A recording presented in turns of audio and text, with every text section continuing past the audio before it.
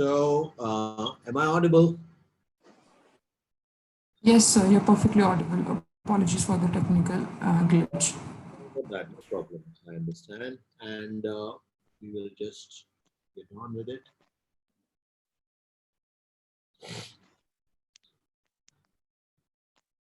Great. So, we already discussed the scissors, and they're curved and straight.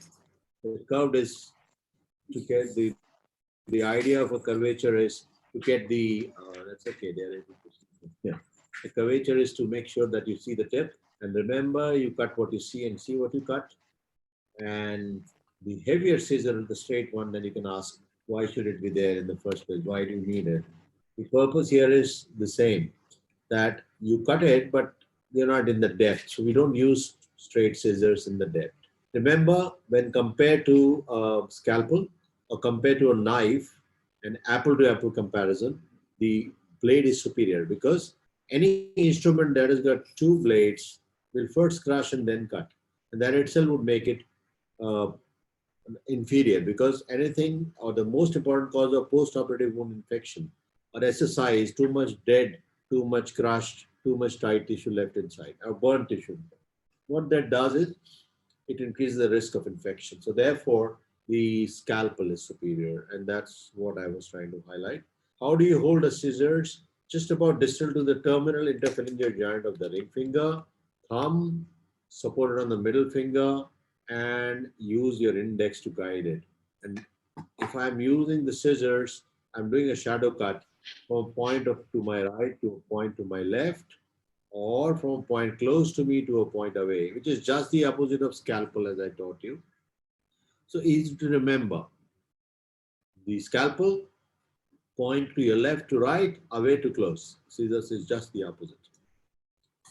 The next instrument, when you just saw me using the forceps, remember it's a spring-loaded instrument, which has got serrations again, and serrations are basically to hold it. And remember, wherever there are serrations in an instrument, that's the place you should hold it. And you hold it in a manner that you're free from the instrument. The instrument doesn't control you. So this is the wrong way to hold it. This is the kitchen grip. A lot of people learn it wrongly. One grip I discussed with you about the scalpel was the classical palm grip. The other one I forgot actually at that point of time in this confusion was a paintbrush grip, which I had mentioned, but I didn't show you. Now that grip was when I hold it like a paintbrush, like you paint. When I'm raising a flap, say I'm showing you here, uh, the flap, if you could put that in the center, please. Now, that's what it is about. I'm using, yes, very nice, excellent picture. Now, what do? I'm using the movement, because can't hold it like this and do the same movement, because then I'll have to move with it completely. Remember, always control the instrument, not the other way around. That's the paintbrush grip, which you should rely on. See? Now give me a final answer, yes or no. Are the pictures coming clear? Am I audible? Are you enjoying yourself? Can you type in the box, please? And I'll be happy to know it. Each time, I'll just check it in the chat box, and I would be very happy to see that you are there. Yes, great, wonderful. Thank you very much. Bear with us. The organizers are trying to do a great job, and you should not be bothered too much about a little glitch here and there. Now, this is what I was trying to show you. The grip is called paintbrush grip. The third is a Bistori grip, which you don't need to remember. I didn't want to mention it because most of you are very clever at remembering the answer C. Don't bother about it. Bistori was a surgeon in the wartime. He used to do amputation with a grip like butcher, which is not used anymore. And it was believed that he could do amputation in less than 20 seconds, 20 minutes, 20 seconds, they said. 30 seconds, they said, but many times they found the finger of the assistant in the specimen. So that was too quick for anybody. That's not what we are looking at. Having done that, that part remained. That's why I went back there. Now we hold it at the serrations. The grip is between the index finger and the thumb, and we let it rest on the middle finger. And remember, this is a spring-loaded instrument. That's a spring. So what is that? It has got a memory. What does it mean? I've got it down, and now if I release it, it opens up. So what? Therefore, they also call it a dissecting forceps because it opens up. It splays the tissue. Right? That's because of the memory it has in the spring load. So that's a spring-loaded instrument, which is, you asked this in the exam, so you must answer like that. It's a spring-loaded instrument with serrations, which is the point where you hold it. Remember, there is a plain forceps and a tooth forceps. And no big deal in remembering the names. The tooth is for the grip, and we use plain forceps for holding vital structures, like if I'm holding bowel, or if I'm holding bladder or vessels, we don't try to hold it with the tooth forceps. And just remember these two names, plain forceps and the tooth forceps. Don't get confused with various fancy names. And like I said, there's nothing in the name. You must know the function. This is exactly beautifully visible now. That's got, you can see that it's got a tooth in front. The tooth is for a better grip. You know, there was a study published in way back in 80s where they tried to hold the skin with plain forceps, which is this, which you would think is atraumatic. But what did it do? The amount of pressure that I had to apply to hold it was bad enough to produce skin necrosis. So there are instruments for a particular purpose. The tooth forceps is something in between being completely traumatic to no, not holding at all. It's a middle path. So the tooth forceps is used for holding tough structures like skin, because I don't have to apply a lot of pressure and hold it the grip the way I've taught you, so that if you have to rotate the forceps instrument, you don't rotate with the instrument. So who's controlling whom? I'm controlling the instrument, not the other way around, right? So that's about the forceps. There are some special forceps like DeBakey forceps, Makindo. I'm showing you a Makindo here, which is all that you need to know, which has got a screw and a hole here. And it's got a tooth. Yeah, it can be plain Makindo or a tooth. Makindo. So don't worry about the name here. The purpose of this is you can see the serrations here, so I don't need to repeat. This is the point to hold it. Grip is the same with the index finger and the thumb, with the spring resting on the web space, first web space, and it also functions by the same logic. And the advantage of this hole is that a screw can go further up, and you can actually put a screw here, and this can lock. So that's an eventual, locking with the forceps. So that's the Makindo forceps. So we've done with the forceps. We have done with the scissors, and you learned a lot in this process. We have done with some special instruments, which are which we will be needing today. I'll discuss them as I go along, and I'll try to do it quickly. The next instrument, which is also called the workhorse of surgery, is an artery forceps or a hemostat or a clip. All three mean the same thing, depending upon which part of the world you are in. In US, it's very popularly called clip it. And they call it an artery forceps here. They call it artery forceps in England also, but a lot of people like to call them hemostats because they don't just catch artery, they can also catch a vein. So therefore, they are not, it's not fair to call it artery forceps, but you hear it very commonly the term being used. It's a spring-loaded instrument with rings at the back and the ratchets here. There are more than one, which indicates you don't need to use all. If there was only one to use, there will be one only. Why do they have three? This is to increase the longevity of the instrument and to avoid crushing of the tissues. So if you've got a new instrument and if you lock it like this, sound is beautiful, it tastes very nice, but the damage is horrible. You can see that? It has crushed it. It leaves an impression. So one ratchet at a time, that's all. Correct? So it's got more than one ratchet, which indicates that we need to use one at a time. Otherwise, it would not have three, right? And it's when I realized it, it's not there in any of your text. I realized it when I saw the needle holder being used, which is the same appearance, ratchets at the back, rings, box joint, serrations which are different. I'll discuss that later on. Then why does it have more than one ratchet? It's only holding a needle. So why should it have only one ratchet or more than one ratchet here? Because of the longevity. Needle won't get crushed with this, right? So we use one. Like you have 32 teeth. You don't use all of them all the time. You need 4 to bite, 6 to chew. Nobody bites anymore. So we are just chewing with 6. So why do you have 32? That is to ensure that if you use one every 10 years also, you still have a few at the end. So it's longevity. Please remember that. It's not, please mute yourself. I can hear some sounds coming. And the idea is, I'll come to this quickly. Again, you have a curved and a straight hemostat or artery forceps or a clip, as I said. The curvature and the straight. Why have curvature? I've already answered that in scissors. Tie what you see and see what you tie. If you see the tip, you'll always find that if you're assisting, show me the tip so that I can tie the tissue rather than anything which I cannot see. Most common cause of disaster in surgery is you have cut what you did not see, or you did not bother to, or you could not see, or you tied something that you could not see. So see what you tie and tie what you see. That is mandatory. Now, the whole idea is to stick to this principle of seeing what you're tying and cutting what you and tying what you're seeing, right? Now we're back to the artery forceps again, straight and curved. See, you can see the tip easily in a curvature, but you can't see it here. So you are not likely to see the other side, and that can cause problem. So why have straight only? This is for surface use, and the depth you should use the curved hemostat.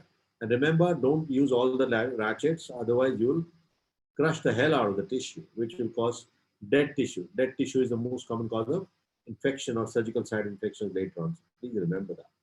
That's hemostat. Then various sizes are available. So this is somewhere middle, and you can have larger ones too.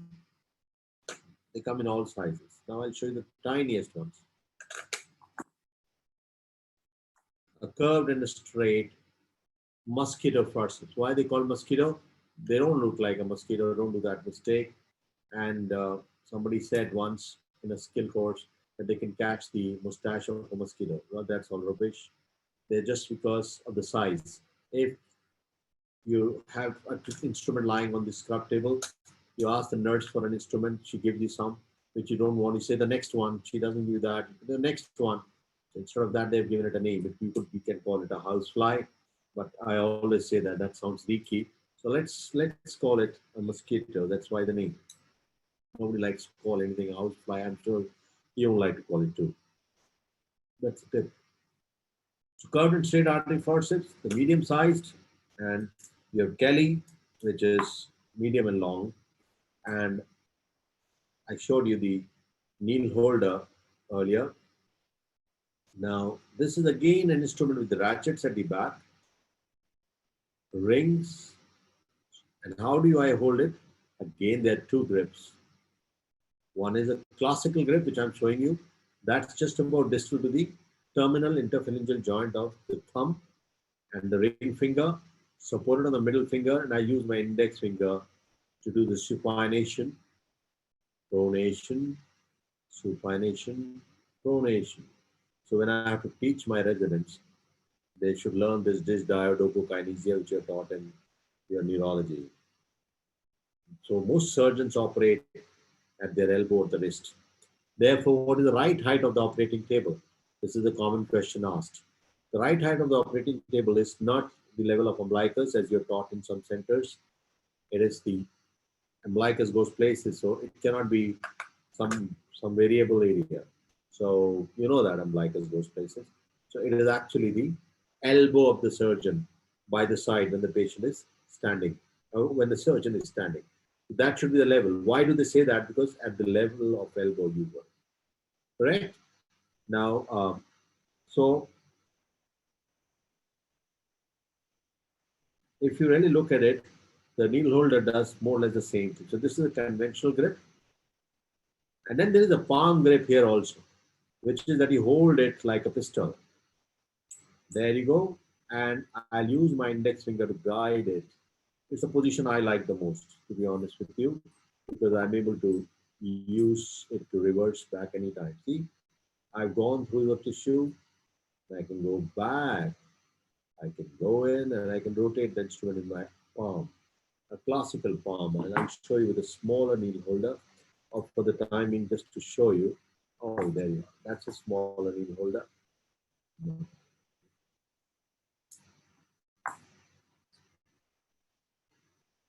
So this is how you can go and you can go back, or back, or back, and you can rotate it. All right, so that's about the needle holder. Now, remember, needle holder is for holding the needle. So there's a difference in the serrations between a needle holder and an artery forceps. What is the difference? You can make out.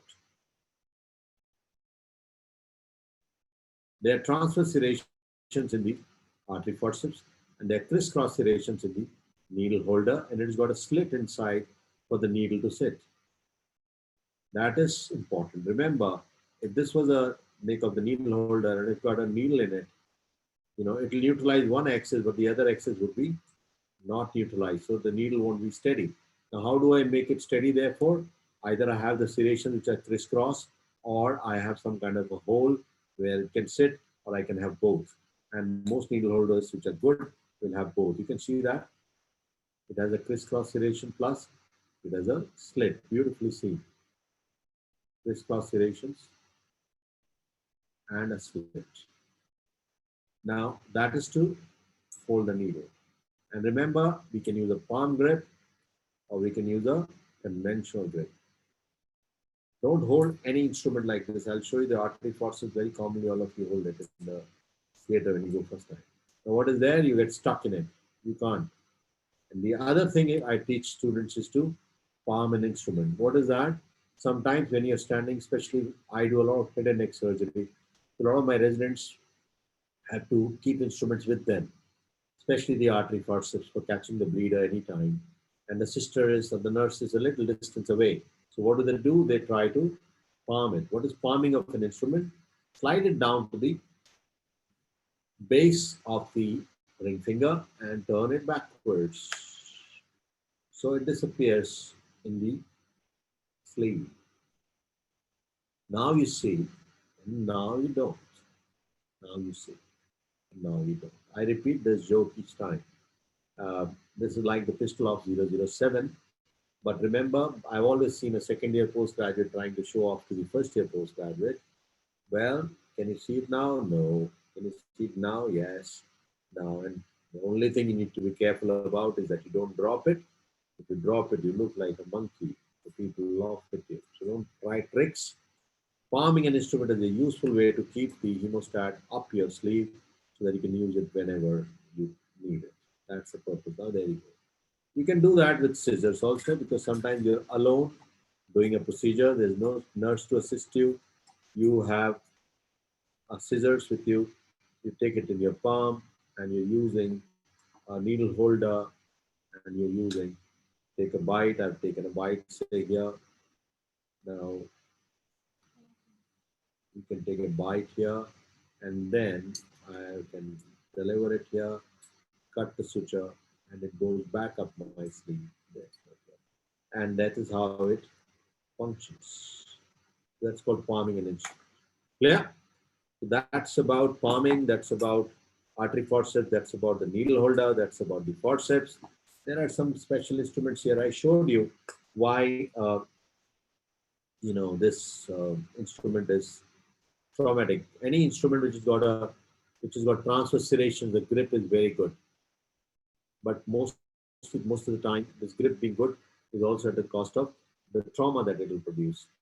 I'll try, maybe I can show you a Bowel clamp here, which has longitudinal serrations that are not traumatic.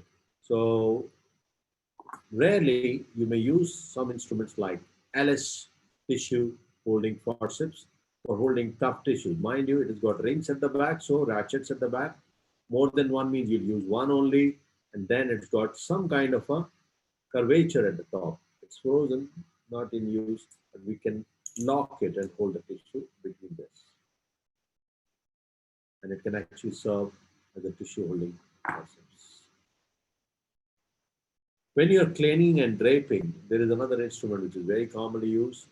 It's called a sponge holder, which has got rings at the back, ratchets. Again, this is usually used for holding the sponge to clean and drape because it's got a long stick. But remember, a lot of people use it for holding cervix, gallbladder. Now how? Because the grip is good. It's transverse serrations here again.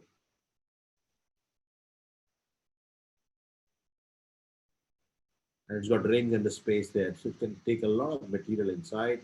And again, it has got ratchets at the back, rings at the back, just about distal to the terminal, interphalangeal down to the ring finger of the thumb. And we can lock it. Use it for cleaning. Very commonly used for gallbladder. See that trauma it can produce. The amount of crushing it does. Therefore, we don't use it for anything soft. It is used for anything which is hard, which can be held actually. That is what we need to learn. So that's about the instruments. Don't worry about what you have not understood. You can always ask questions, put them in the chat box. I'll take all the questions. And now we'll move on to the first exercise of hands-on. We've got an incision that is waiting for us to suture. Now let's start with the needle holder. And what do I do? How do I get a suture out of the pack?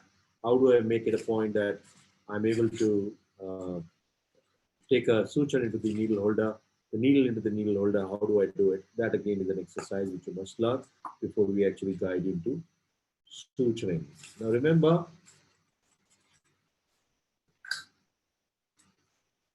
you often will see this kind of a suture in your theater.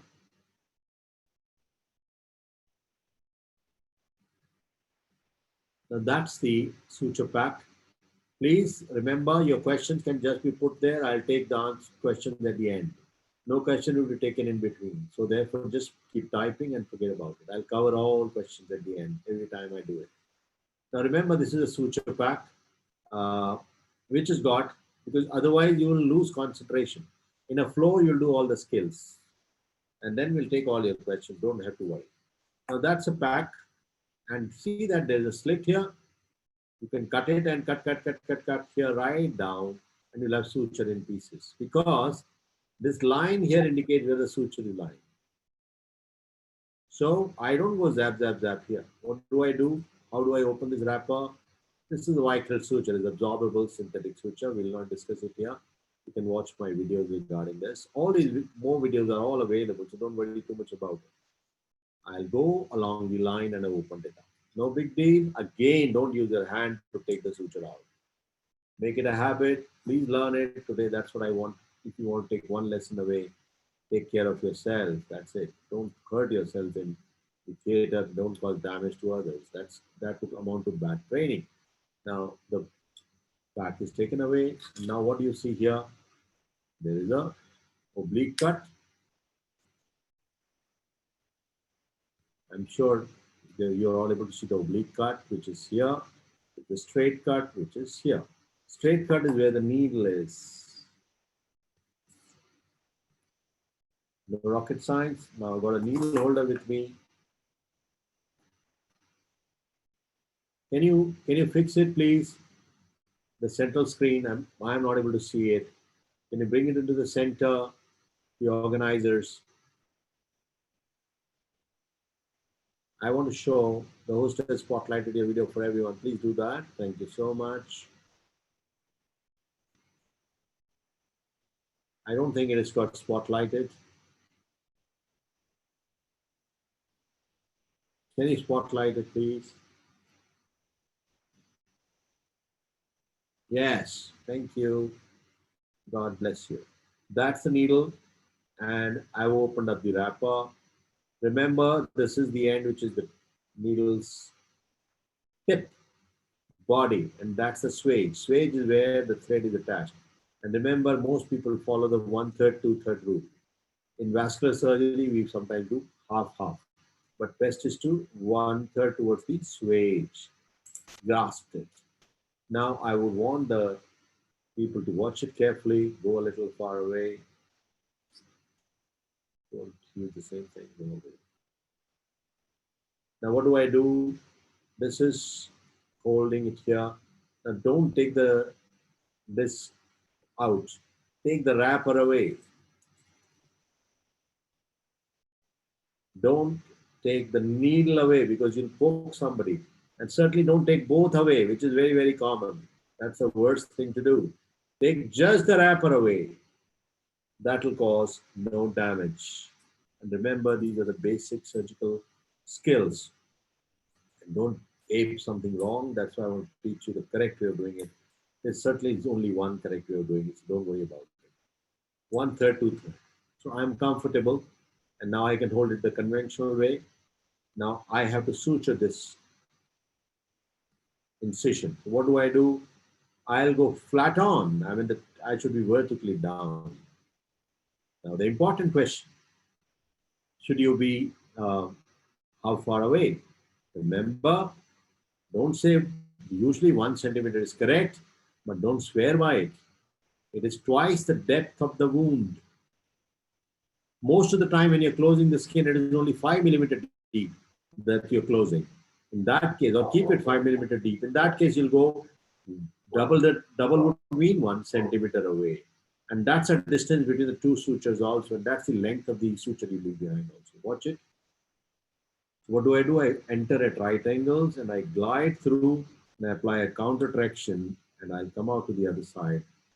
Grasp a needle in a needle holder. Don't use your fingers. Now remember, the safest place for the needle to be on is the needle holder. What did I do? I grasped it in the needle holder. Now I'll keep it aside and I'll pull it with my hand. Don't do this, something that I've seen people do. Go up, up, up, up, up, up, up. That's not done. So the safest place, that's the third one-liner. The first one I gave you was the sharpest part of the blade is belly, which I told you. Second, I told you, cut what you see what you cut. Third, I told you, tie what you see what you tie. And the fourth one, which you should note down, is the safest place for the needle to be on is the needle holder, or it should be in your vision. Otherwise, very often you would find the needle disappears down somewhere, and then you're pulling it out like this. It's a wrong way to practice surgery. Wrong way to. That's a wrong skill to learn. Now, before I get on to suturing it and putting a knot, I think I can complete one step here, then I'll teach you knotting. Now, I'm 1 centimeter away from the edge, and because it is 5 millimeter deep, so what do I do next? I'll make it a point that I'll stay within this V. This V is important for future. Please remember this V when we come back. We'll always stay within the V if we are putting a knot. And we'll discuss knotting immediately after this. Now, when I'm putting the next bite, it will be the same distance from the previous one, which is 1 centimeter, 1 centimeter, 1 centimeter, 1 centimeter. What will I effectively produce each time? I'll produce a triangle. Right? And the tension at the apex is inversely proportional to the base. We all read it in physics. Right? So wider the base, less the tension on the apex. And if there's less tension on the apex, there is likely to be good healing. Remember, what prevents good healing in any situation is tension. So tension causes ischemia, so should be avoided. Now, what I want you to do is, before I move to the next session, which is the most important one, that is knotting, I'll ask you all, I'm giving you 5 minutes break to make an incision after loading the blade onto the handle. And once you made the incision, please take a picture of it, and then we'll move on to the knots. And knotting is going to take a lot of exercise. So you have less than 5 minutes to do it because we don't have a lot of time. We've lost a lot of time. So now I'm asking you all to start with loading the blade onto the handle and making an incision. And once you've made an incision, take a click of it for sending it to our website or the mail ID. Please go ahead as I prepare for the knotting.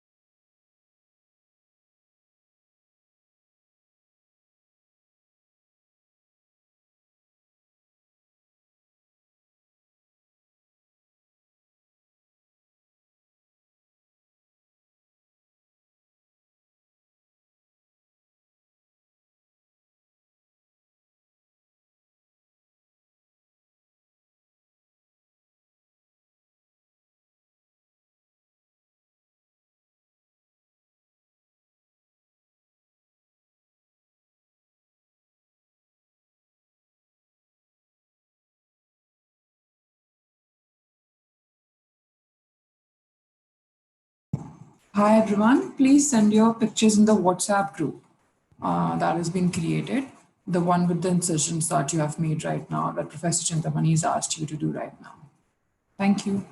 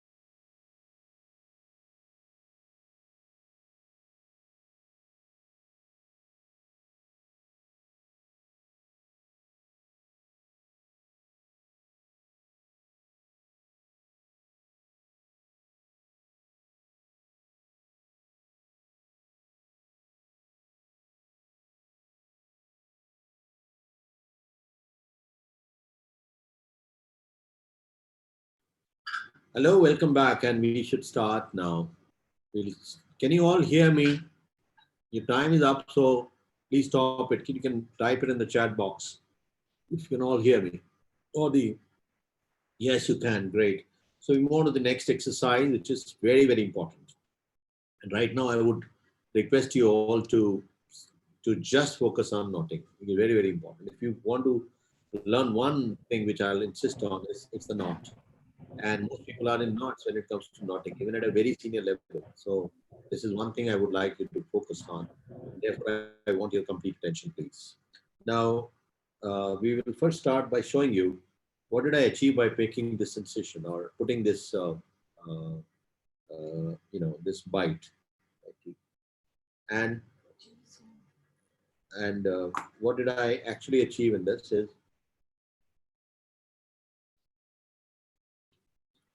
I put a bite here, and you can see that in the process what did happen. If we can have the camera here, possibly you can see it. This is the suture or the bite that I've just taken. I'll request you to, yes, great. Now, what do you see here? The short end is usually away from us, isn't it? Because if the short end was, towards us, no, that is fine. The short end should be away from us. And what does that do? That actually saves thread, plus I have to negotiate less of the thread through the loop. Remember that. Please mute yourself, all of you. Now, so this whole idea, you will unnecessarily ask questions later on. If you pay attention right now, there's no need to ask questions. So focus your attention here. The short end is away most of the time.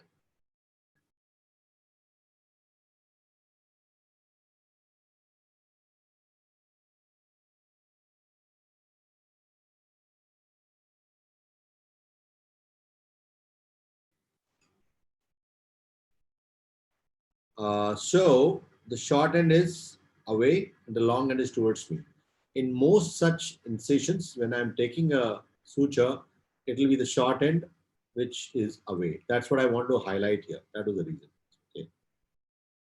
And I'm going to keep the needle in my view all the time. This was to demonstrate first as to how will it happen later on when we are actually going to close it. Now we come to something that we had requested you to prepare. That's the tissue through which I have gone. And what do I achieve as I go through the tissue? And I'll try to get a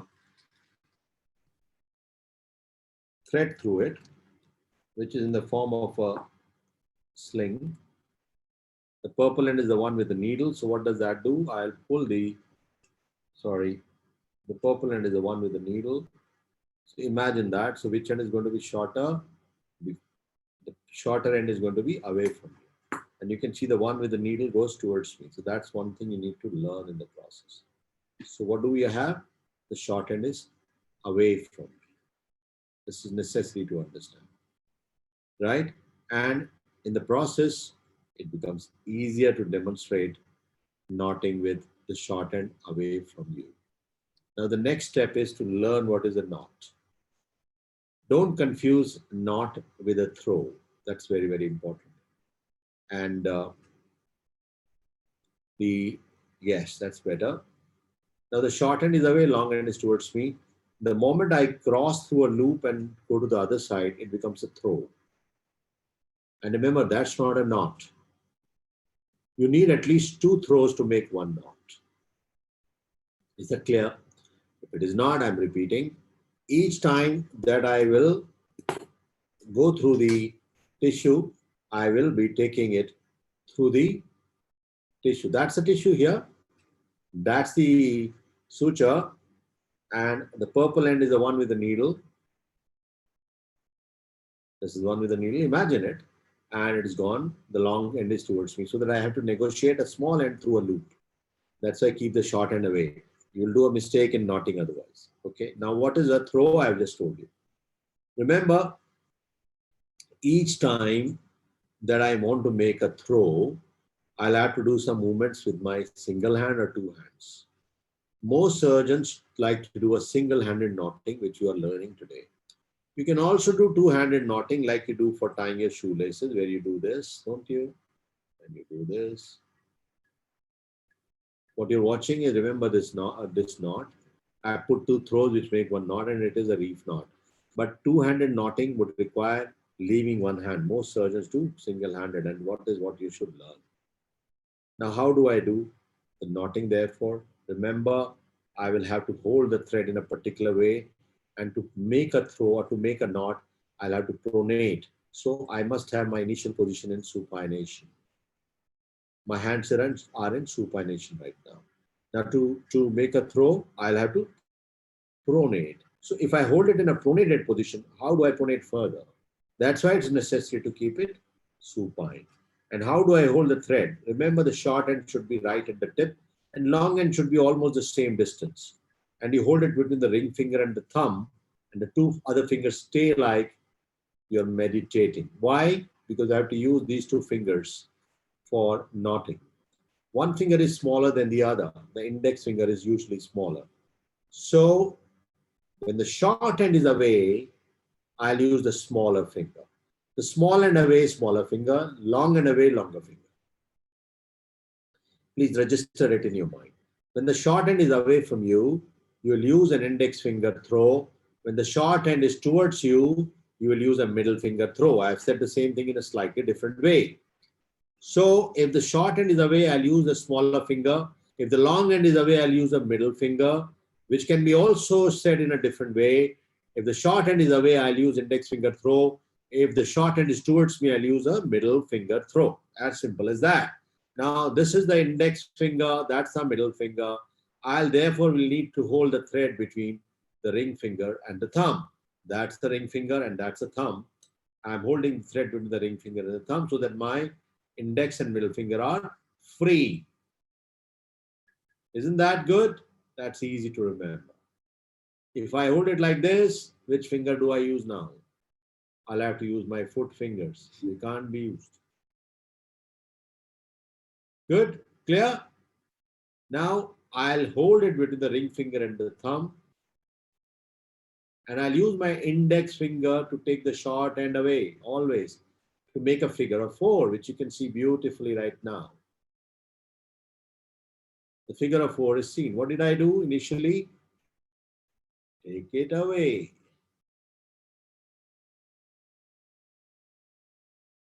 Depends entirely on how would you make a 4 that your throw would be.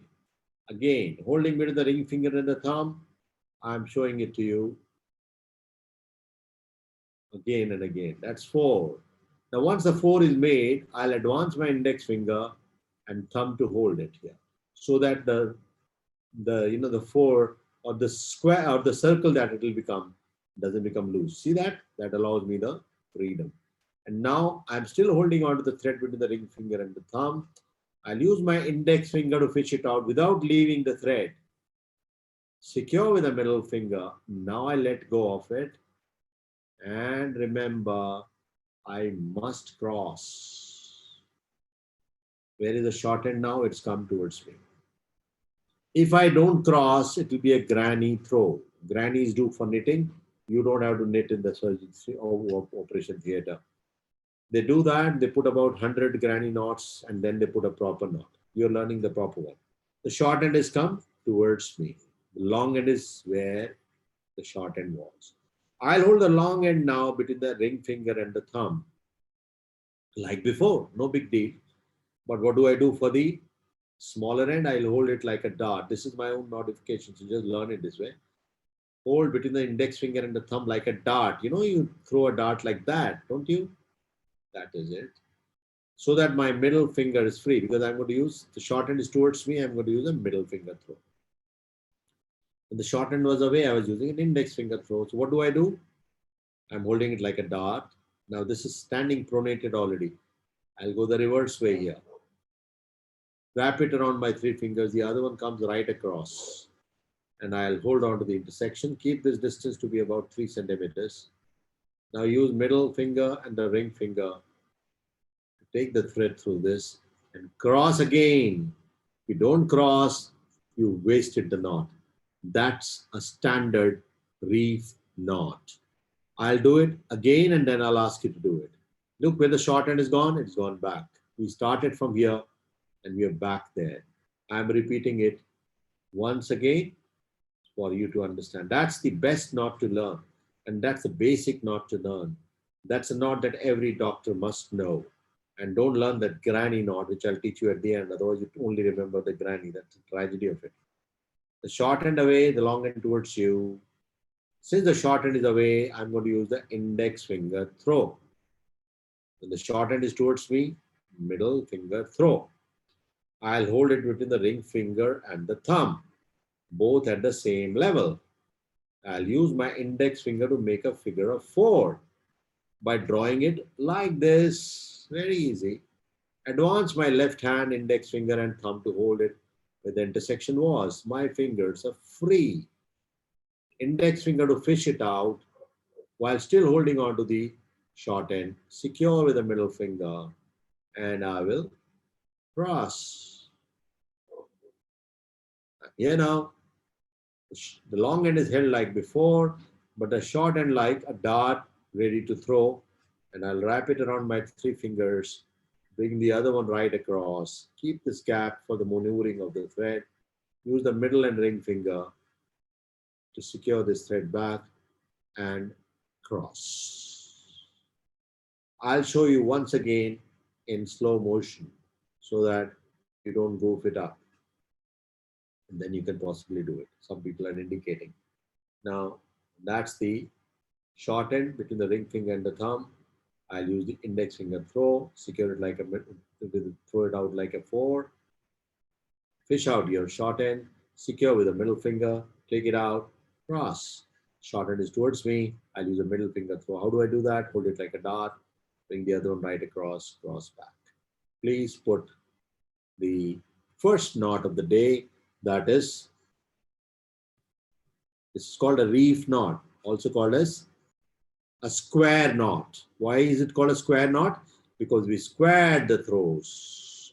What is squaring the throw meaning? Like this was my first throw. I started from there upward at 180 degrees. So what do? I put it to bed. This is called bedding the knot, if you want to remember. Bedding the throw here. Don't pull it anywhere else. Put it parallel to the threads. This is using 2 index fingers if you watch. This is called bedding the throw. And if you put 2 throws, it's 1 knot. You can leave it at that. But we put a third one so that we can cut the ends short. Therefore, usually 2 throws will make 1 knot, but we can use the 3 throws to make it like this. Now the short end is back there. I'll again do an index finger throw. That will complete it. Then I can cut it short. If I put 2 throws, I'll have to keep the thread long. Because otherwise it might slip. If I keep the thread long, the problem is it will cause infection. So we will waste thread as well as it will cause infection. Long back, way back in 19th century, they would leave the threads very long and they'll be coming out of the wound itself, which would be not advisable right now. We know we can save it.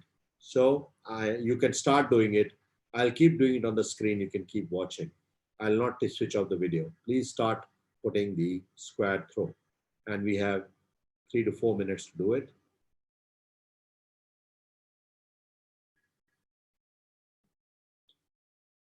Embedding it now, that's a reef knot or a square knot, which is a mandatory knot that you must all do very well. So please start doing it.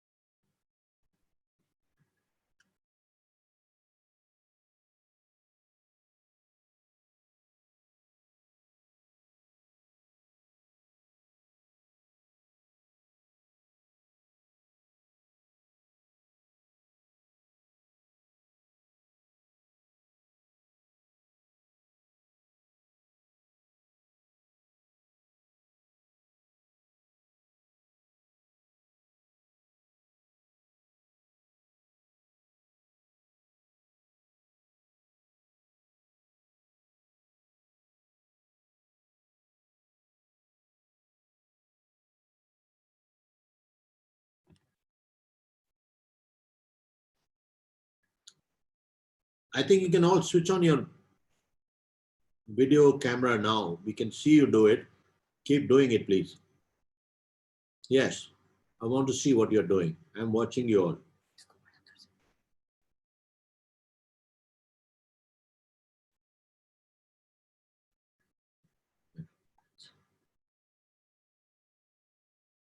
I'm watching you all. You can switch on your webcams.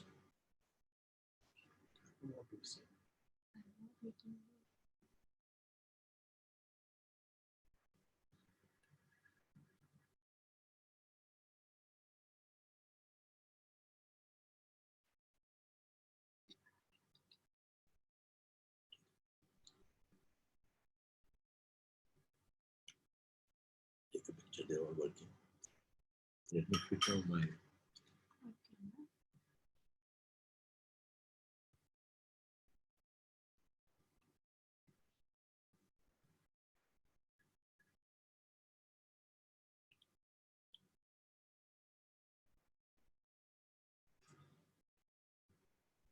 That's wonderful. Some of the knots are outstanding. Aman Nishtha. Aman Madke, you're always there. And Charisma, Shields. Very nice. But show us your knot. As you finish, you can show us. You can put this in the picture in the WhatsApp group, and we'll also share with you the mail ID of the Gurukkul. You can send it there, because that would be easier, but you can do that later. The group is easier to do, so you can put it in the group. Keep doing it. Yes, scene puja. Good reef knot. Put in the group picture, just one picture. Don't put videos, it gets too heavy. That's why I was trying to tell you. Use the Gurukkul mail ID, which will be providing you. Then the mail becomes easier to see for us.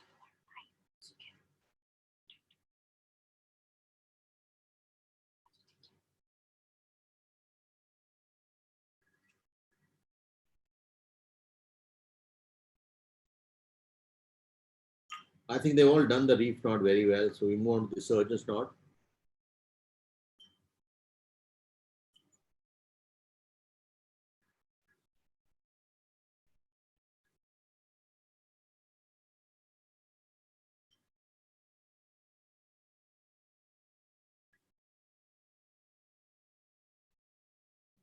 Let's start. Yes, Vignesh, show the knot. And once you're shown, switch off. Pooja, you go back, switch off your webcam. Yes, Ayush can show. I can see. Dhruv, very nice. Anshul, very nice. I'm noting down. Somebody's noting down here. My registrar is noting it down. Anshul, I've seen it. Switch off. Arlene. Wonderful. I think you've done great, all of you. Now I'm moving on to the next knot so that we save on time. Please switch off your webcams and we get on with business straight away. Swarna, I could see yours. Sohail, you only visible, not your knot. Yes, now I can see it. Take a good picture of that. It's a black thread, so I'm not able to see. Try to use a white one, it'll be more clearly visible. Like the Somit, Subhash, beautiful knot. Excellent. I'm so delighted that I'm talking to or teaching some wonderful students. Okay. We now get on with the next knot, and please switch off your webcams. The exercise is over. Get on with the next one. Otherwise, there is trouble. Please, we'll waste a lot of time. Switch off your webcams, please. Now, quickly, off, please. Now, when I'm going to the next knot, which has got a name that is called surgeon's knot, but it can be used anywhere. Remember, sometimes when we make a throw,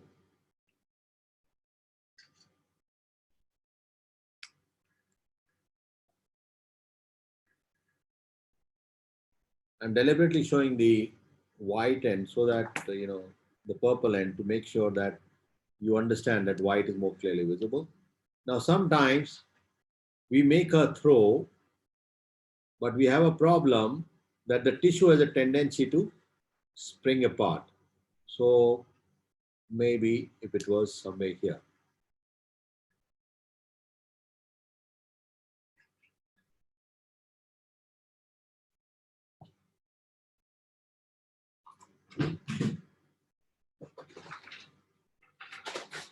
So what does that do? If the tissue has got a tendency to spring apart, it can actually cause the knot to, or the throw to slip, which can be prevented by a lot of people you must have seen using the, the classical hold with an artery forceps. You can see that it is wider here, narrow there. So what will happen? I put a throw, it may try to slip away. So what do? We hold it like this, and then we ask our assistant to hold it with an artery forceps. It's a wrong thing to do. Remember, for all those people who have flown kites, the weakest part of the thread is where the throw is or the knot is. And if you hold on to that, you're going to make it very, very weak. So don't apply artery forceps here. Instead of that, we have what is called a surgeon's knot. Pay attention and you will learn it. I'm back to the same scenario. I'm repeating. I won't need to repeat the reef knot because all of you are doing much better than a lot of seniors that I've taught.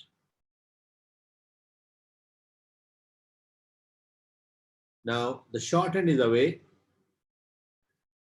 The long end is towards me. I'm going to do exactly the same thing, but watch me carefully. I'm holding on to both the ends between the ring finger and the thumb. And I'll use my index finger to draw it out like a figure of 4. Hold on to the intersection between the index finger and the thumb. Use my index finger and I won't let the thread go away. I secure with the middle finger and I'll take it out, but I won't pull it. I'll hold it back. That is the advantage of holding this and this. I can use index finger to fish out yet another time. And that is 2 throws through 1 loop. Now please pay attention to these 2 pulleys. And that's the throw. What are they doing? They're taking it down like a noose. These are the 2 pulleys that are holding it like a noose. And it's not going to go anywhere now. I've crossed. I would like to see the picture of a noose in all those who are going to be doing it and recording it, because this is what will define a surgeon's knot. Afterwards, it doesn't look as clean or looks clumsier. The short end is towards me now, and the long end is away. I'll hold it like a dart at the tip, and the other one I'll hold with the ring finger and the thumb. I'll wrap it around my 3 fingers, bring the other one right across, hold on to the intersection, go in between the middle finger and the ring, and I'll cross back. That's the surgeon's knot. And the picture should show this. No, don't show it like this. This would show nothing. So that I know you put a proper surgeon's knot. I'm repeating it once and then I'll ask you to do it.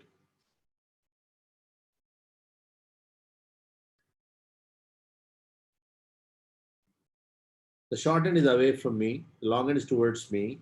Short end is away, so I'm going to use an index finger throw, for which I'll hold it like I meditate between the ring finger and the thumb, and I'll use my index finger to draw it out like a figure of 4.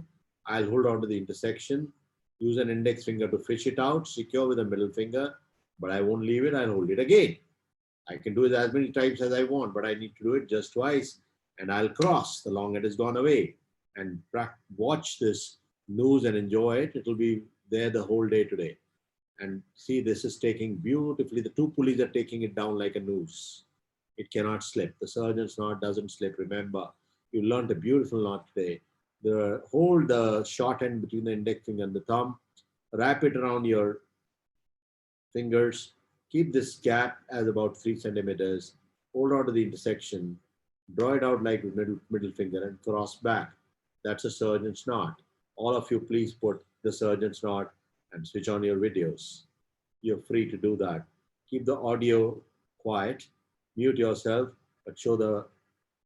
Now, look, Aman, you've been part of previous workshops, but don't show off, right? And I can see why you've chosen a red thread and a red t-shirt. Now, I can see that your surgeon's knot is good, but do it only when you're instructed. Don't do it with me. That's a deal in a workshop. Yes, Rasik, very good, Rasik, excellent. Then Rasik Prashad, very good. And once I've said, I've seen, please press Pranjal, it's fine. but show the knot closer to the camera or zoom the camera. Pranjal, I can see that. Ayush, I can't, I can only see your still picture. Please, host is requested to enable the videos. That's what they're saying, but others can see. So why should you be disabled? Harshita. Okay, okay. So the Yeah, videos haven't been disabled. They just need to switch on their video. Only the audios have been disabled good. for now. Some of them were indicating, so I thought maybe Right. that's okay. Perfect. Uh, excellent, excellent knotting. I mean, it's a very bright group. Oh my God, Shabir, your surgeon's knot is beautiful. It's awesome. Oh, lovely. Now, I don't want to see you for too long. Go away quickly. That's lovely. Done very well. Anshul, zoom on your knot.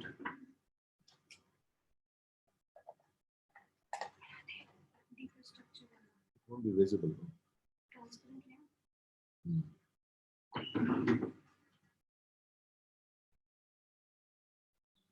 Yes, yes, yes. Anshul, go. I've seen it. And you'll send the pictures too. Anshul, your webcam should be off quickly. Shraddha, nice. Keep switching off so the others can show. Shraddha Sani, very well done. Very nice knot. Vignesh, very nice knot. Yes, yes.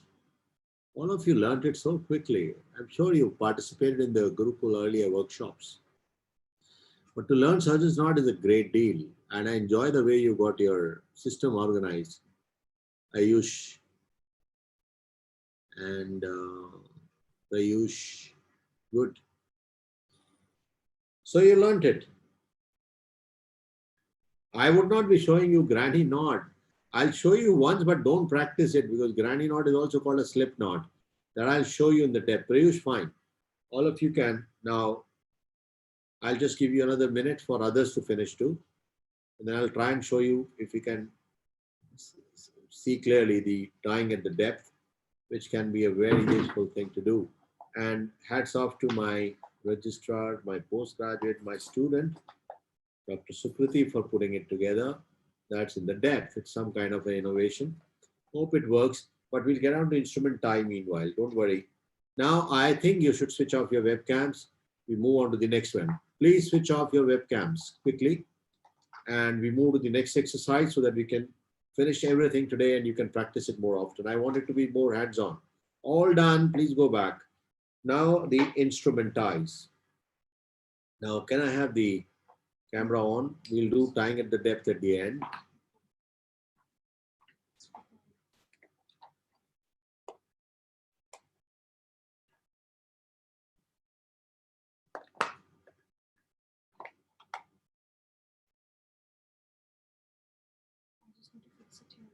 Later. Now we go for the tying at depth, which is a necessary exercise.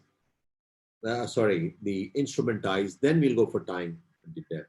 Now, can I have the screen in the center, please? Organizers, please show the screen in the center. Please switch off your webcams, all of you. AMSA, India, yes, that's you. Please get into the spotlight. Yes, sir. It's already spotlight. The board is being spotlighted. Do I have to do anything? Do you want to switch over to spotlighting you? No, the spotlighting the, I'm already spotlighted. Right. So right now, the board is spotlighted. I actually cannot see. Okay, fine.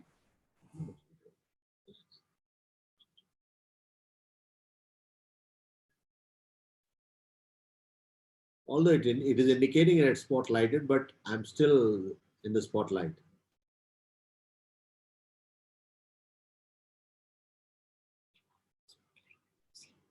I want the board.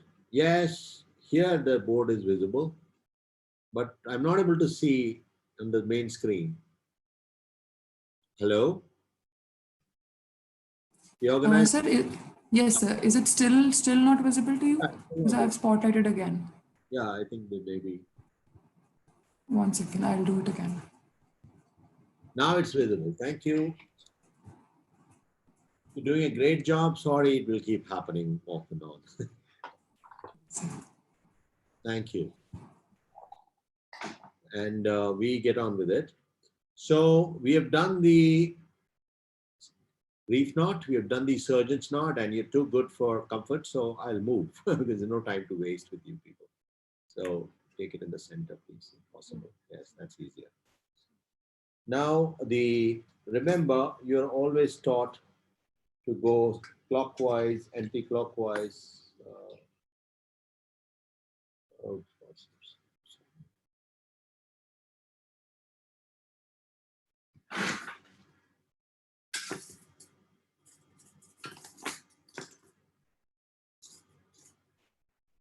all right.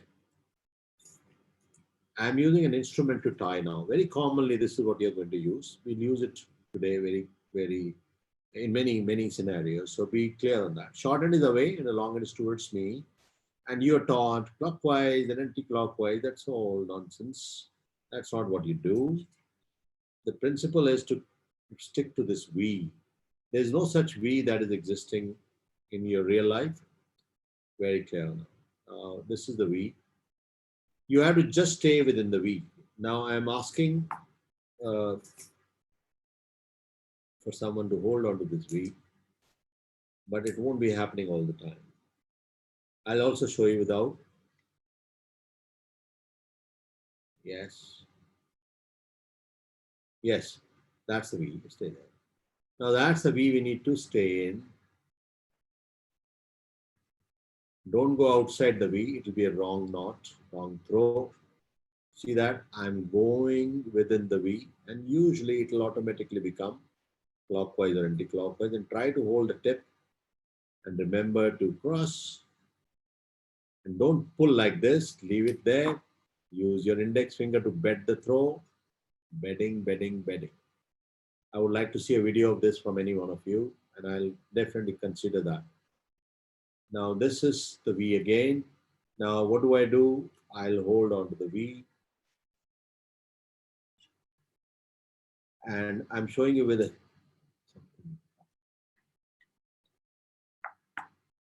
now can you put me in the spotlight?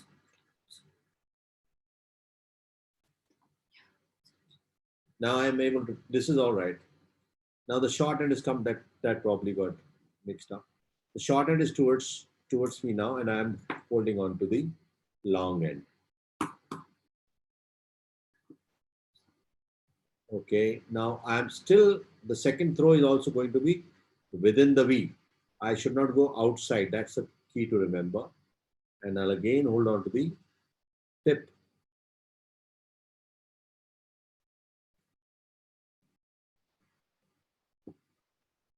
Okay, so what do? I've got it through this loop, and I'll again use my index finger to bed it.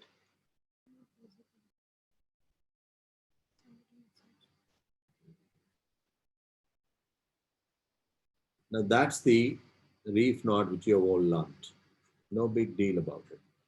So I'll repeat it and I'll show you the surgeon's knot also, and then you will practice it. But remember, try to keep within the V. Don't go outside the V. That's the bottom line. Now I'll show you without anybody holding it for you so that you understand it is an imaginary V. So don't make a V to happen. It's not in real life. This is your real life situation. The short end is away from you. And what do? I stay within the V. I hold on to the end. I cross. Stay within the V. I hold on to this end and I will cross. That's a reef knot. Isn't that what you tried some time back? Similarly, if I have to tie a surgeon's knot with the instrument, the short end is away, long end is towards me, I'll stay within the V. One throw, then the second throw, I'll hold on to the tip. Now this is an important step to watch. Watch it, watch it, watch it. What do? You have again to look at the two pulleys here, which are taking the noose down. See that? Same two pulleys taking the throw down. Same surgeon's knot you got again. What do I do next? Shorten is towards me. I will go in the V and cross back and create the surgeon's knot which you've done with your index finger. And when you're sending your pictures, please indicate the one with the instrument and the one with the hand. And the one with the instrument should have a grip like this so that we know that you tied with an instrument. Please go ahead and tie with your instrument the reef knot and the surgeon's knot. And switch on your webcams, please, so that I can see you all before we move on to the tying at depth.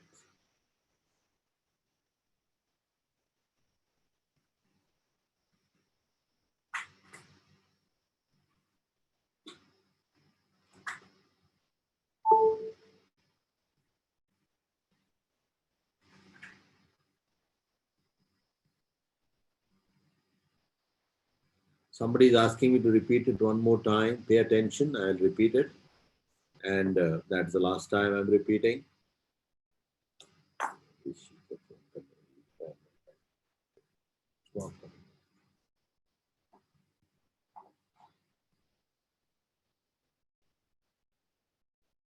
she on well?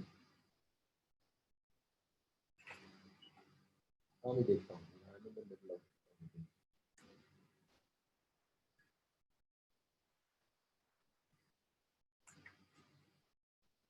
now, please watch it. The instrument tied, reef knot and surgeon's knot. Stick within the V. The short end is away as usual. And if you take one throw through the loop and cross, if you don't cross, no knot. Not crossing is dangerous. Cross back, that's a reef knot. Repeat it. And if you're using surgeons, two throws to the same loop, and must enjoy your pulleys and cross back. That's a surgeon's knot with the instrument. Now you can please carry on doing it.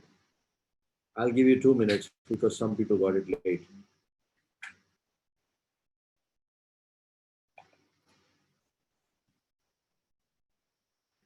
I'm watching you all. You can show, yes, good. Nishtha.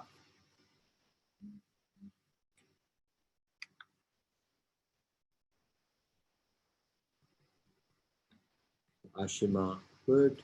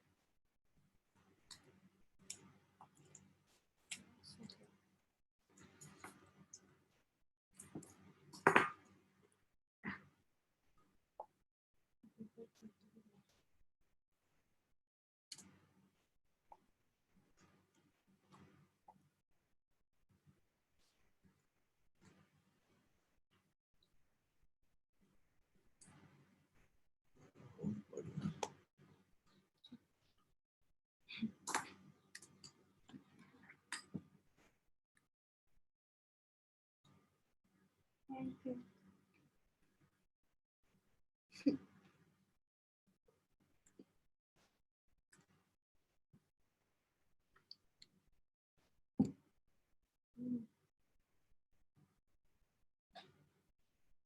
It's okay.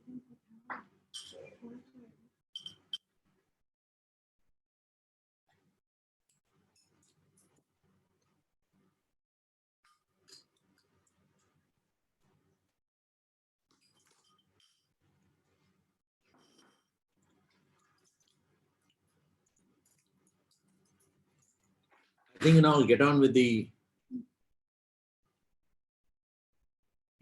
next knot, which is tying at depth. I think all of you have done very well. Can you show some of Bushra, Shraddha? I can see. I think Shraddha, you put a reef knot. You put a surgeon's knot also. And in this group, near there.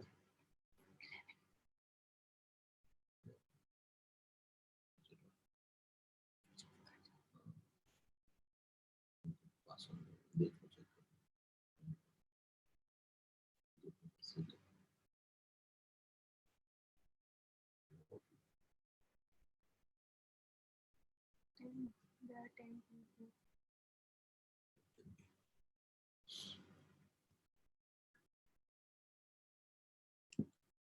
All right. So I think that's done. Please switch off your webcams, and now we move on to, this is Anamika Ghosh I've seen, and Dhruv Kudesia.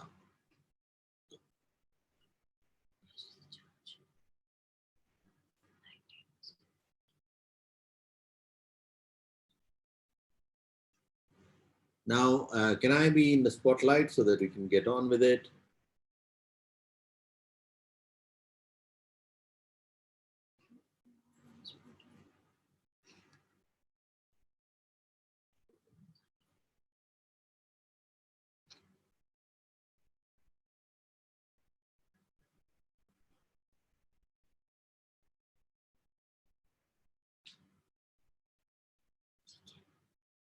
Now, can you,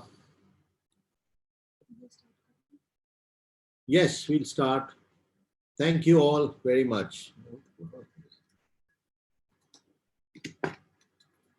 Now this is, as I said, has been created by my student, and she is helping me entirely in this.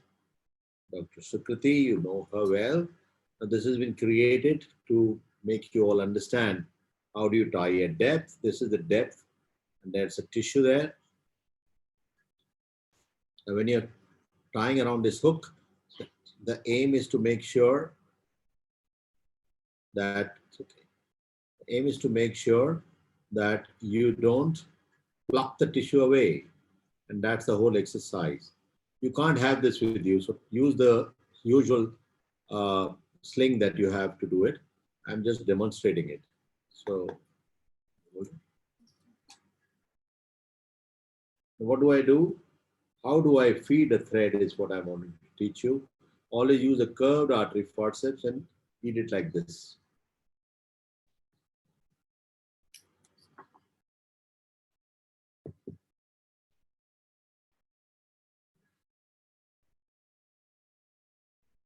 I'm in a workshop. Call me later.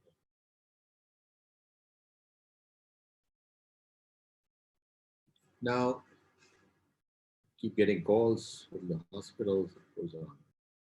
Excuse me for that. So when you're feeding it, remember to use this is bowstring. You see, you've seen the Dhanushman bowstring. If you do it like this, you'll not be able to feed it. So always the curved end this way and take it straight down and around that tissue. That's the advantage of using a curved hemostat. You can see what you tie, and you can tie what you see. Now you have the short end away, long end towards me. I'm going to use which finger? Index finger throw. Now the next step is important. How do I tighten it? There's no space. What do? I take the index finger straight down and pull the other one in the form of a straight line. Okay, the aim is that you should not pull it like this because you'll pluck out the tissue. So what did I do? I kept it loose and I took the index finger down in there and I'm pulling it straight so the tissue won't be plucked out. Now the short end has come towards me. I'll hold it like a dart between the index finger and the thumb, wrap it around my 3 fingers. Then what do? I change hands because I need to take this end down below. So I take it loose below and I don't pluck it until I reach, I don't pull it unless I reach the other side. And they should be in a straight line, as you can beautifully see. That's how you put a knot in the depth.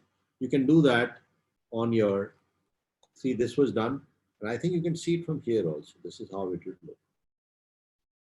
I'll show it to you once again, not inside, but from outside, and you will just watch it and let me know whether you could see. It's visible.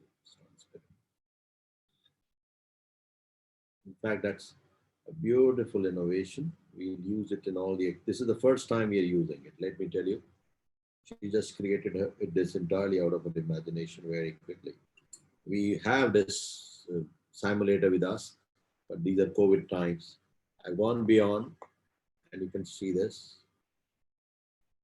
See that beautifully visible on the screen. I can see that.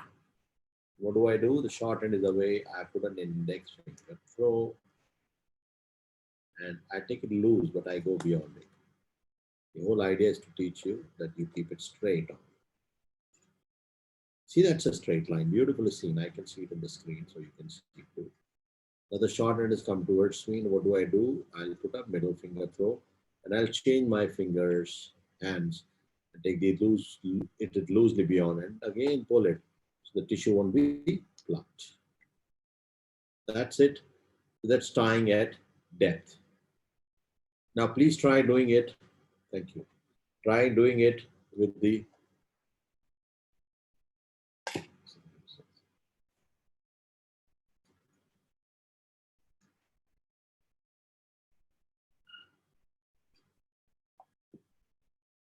now you can do that with this. This is usually done. Somebody is asking what kind of a tissue. It's in the depth. If you're tying an artery, or you're tying a pedicle, or you're tying a vessel, then you don't want to pull it like this, because if you tie it like this, say, I'll show you again here. If I was to pull it outside, it will pluck out the tissue. It's beautifully fixed actually. So it's not coming out. So I'll just show you by example here. If this is the tissue in the depth, suppose this is the tissue in the depth I'm tying. And if I pull it like this, if it is a vessel, it may pluck out and may bleed. So what do? I put a throw and then I try to bed the throw by going straight on. It should be straight like this. Right? And then use a middle finger throw. And now what did I do? I changed my hands. I did.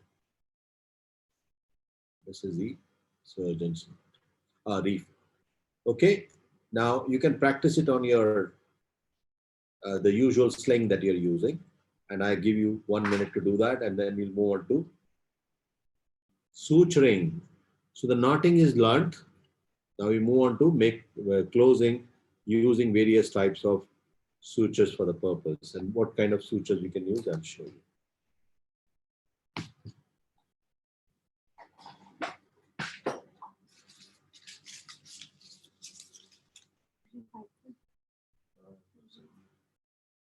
This is there already. Can I interrupt it? Nothing is done. If they want it. This one will. But that's coming out very well. We can actually make stouter. But we can make it into glass also. Glass with plastic or glass.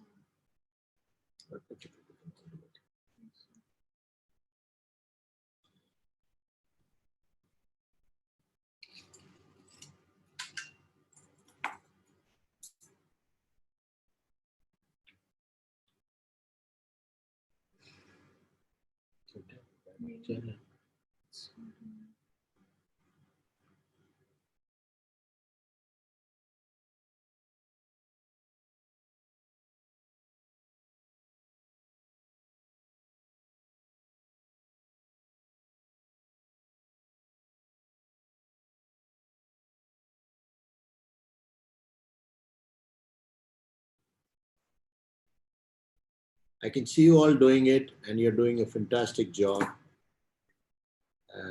with the, yes, if I can see all of you, I can only see 3-4 people. The organizers can make that into a big screen so that I can see all of them in action like ants. They're doing a great job. I can see that. And AMSA India has done a great job. All credit to you. You've arranged it so beautifully. I hope you're enjoying it as much as we are enjoying getting it to you.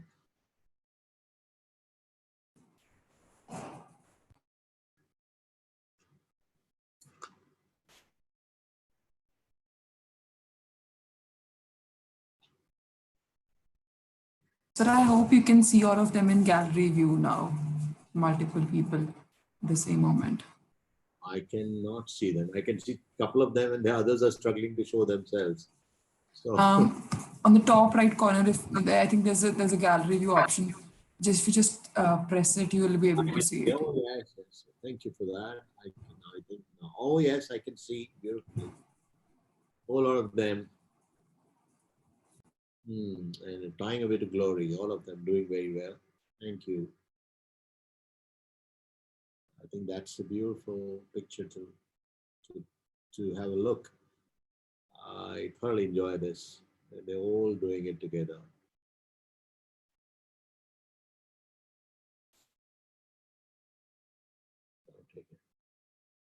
Now, all of them, Shweta, Kavya, Pranjal Jain. Pranjal used to be one of my PGs, but he was Pranjal male. That's Pranjal Jain. Lovely to see you. Nice, lovely lady there. Very nice, but focus on the nod, not yourself. I can see you, yes. Aditi, Aurora, Kavya, beautiful. Sayyid Muhammad Abdul Aziz. I'll call you just Abdul. Abdul, show yourself. Show the knot properly. Yes. Beautifully done. This tying at depth, I think you innovated beautifully. This gentleman is Somat Subhash, who has used the artery forces at the depth. I know you get 2 marks for that extra. See what has he done beautifully. Oh, lovely, lovely, lovely. I love it. Thank you. You made a box. That's what is called the quality of a surgeon. So you would become a surgeon if you really work harder. Lovely, lovely, all of you. Thank you. Great. Now, are you ready to move? Nikhil Saraf. Show the knot, not you. Yes. Pooja, I can see a knot, Mane. Pooja Mane. Some names are very familiar, so they've been attending workshops regularly, and smile says it all. Great, so much. Wonderful. So I think we move on to the next exercise. We are closing it here. Thank you all. Switch off your webcams. You all look wonderful doing it, and your knots look even better. Now, please switch off your webcam. So we move on to the next exercise. Can we start? Now, we have already put a bite, so I'm not repeating it. Now we are going to start with what is the best suture. The best suture is a simple suture, because everything simple is the best. So don't get too carried away by something fancy all the time. We have put a bite, and I taught you the distance from the edge should be twice the depth of the wound. As simple as that. Twice the depth of the wound. Now it is clearly visible that I've got the bite, and remember one more one-liner, I'm repeating it. The best place for the needle to be on is a needle holder. Don't hold a needle in your hand. I'm holding it to show you, which looks very difficult for me because I'm trained that way. It is serious. And the most common mode of needle stick injuries is when you are holding onto the needle. And don't think it doesn't happen to you. Please be careful. You get lots of interns who get it, which means they have not been trained adequately. And that's my job. I'll train you so well that you don't have those problems. And remember, you don't have to belong to my college, that is VMMC, to be trained by me or to be my student. Anybody who is willing to learn is my student. Now,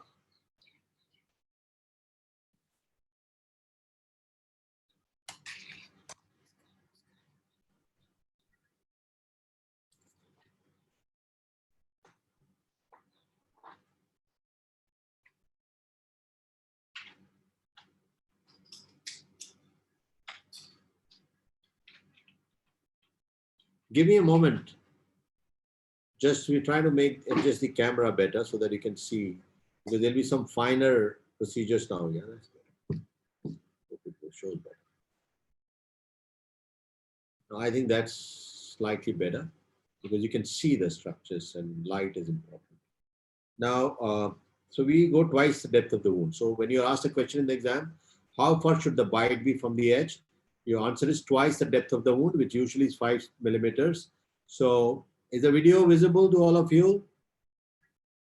Now, people don't wait for a moment. So don't just jump. We're switching, I told you. So it's 1 centimeter usually. So remember the rule of 1 by 1.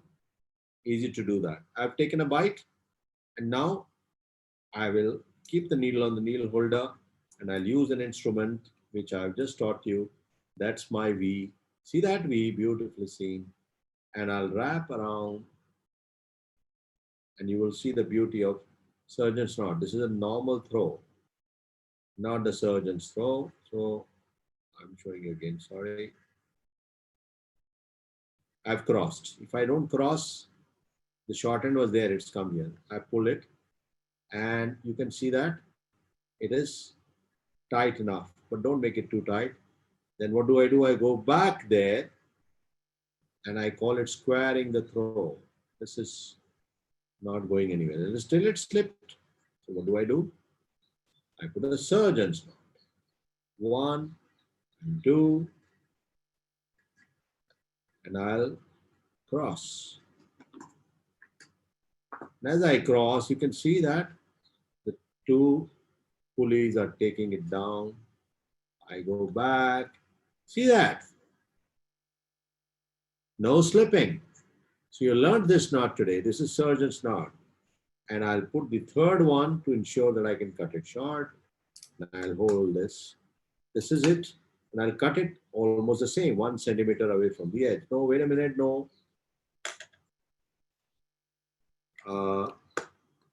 Please watch it carefully. I will generally use, can you hold this? Hold the thread. I will support the scissors when cutting it. Never do this way because it will go dangling, right? Can you zoom? I'll cut it at the same distance. So that's 1 centimeter. That's an interrupted simple suture. Simple suture is the best. Learn it properly. The next is, you saw also the purpose of my teaching you the surgeon's knot. If I have to take the next bite, I should go 1 centimeter away, which is what I've taught you just now. Not certainly more than 1 centimeter. It can be less than 1 centimeter. So what do? I enter and I don't thrust through it. I just glide by putting a counter traction. See that? If you're wider, don't worry too much. Don't be narrower because the triangle has to have a base, which I told you, which will indicate the tension on the apex. There you go. Graft the needle, rotate it back into the needle holder, and I can put the 2nd throw. But sometimes we do what is called as, and see that the ends have to cross when I'm putting it on. You can put a simple throw. Sometimes you want to put, there is some depth in the tissue or there is hemostasis that you need to maintain. You put mattress sutures. What are mattress sutures? I'm teaching you the vertical mattress, which goes vertical means in the same line. So I'll take the next bite, which is superficial. Same distance on both the sides. Same distance. Graft the needle. So you'll have both the threads coming to the same side. That's a vertical mattress. It kind of obliterates a dead space. So it has a better hemostatic quality and also it holds on to the deeper tissues better. Now again, that's my V.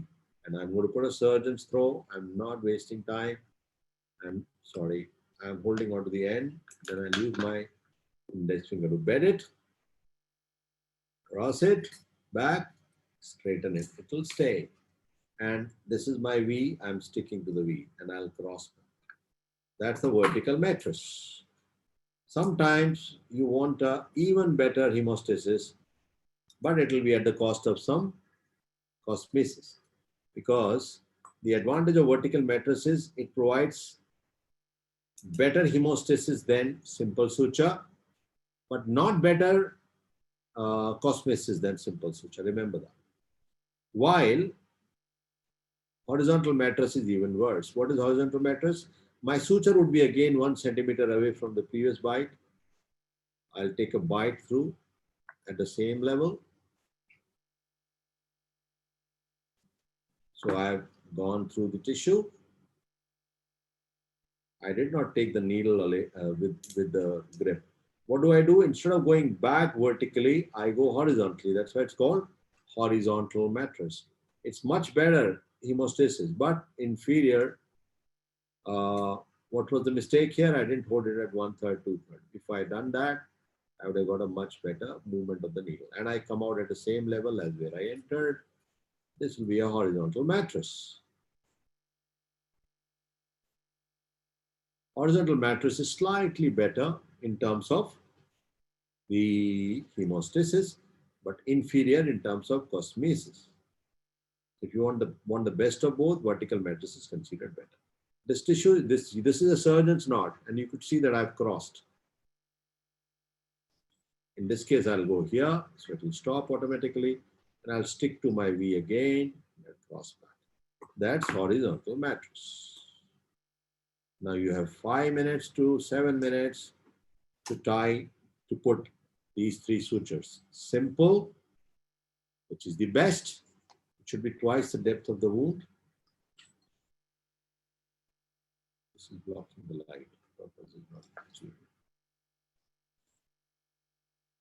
This is a simple suture, which is the best. Vertical mattress, horizontal mattress. I went 1 centimeter away because it's 5 millimeter deep.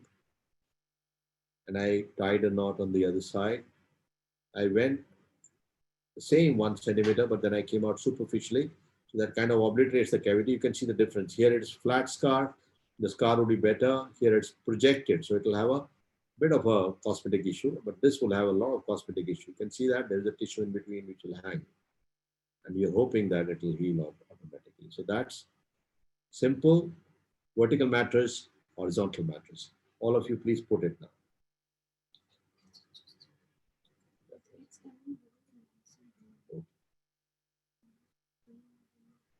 Don't matter. This is what they're saying. Now, please indicate if you're able to see it clearly. I would want it in the chat box.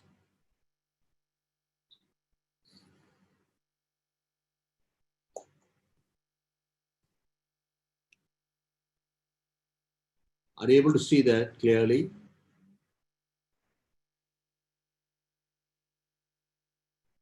Don't tell me about your individual problems. Yes, so you can. I would just wanted to know to fix it. Most can. Thank you so much. All can. Thank you. Somebody said no audio. Well, I think that's done. So please put the simple suture,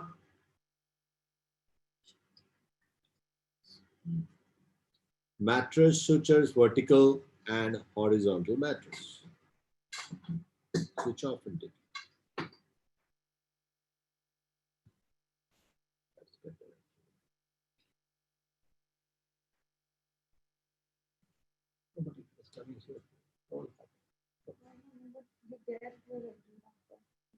Maybe it's been light when it comes to the shower. It's maximum. Oh, come to.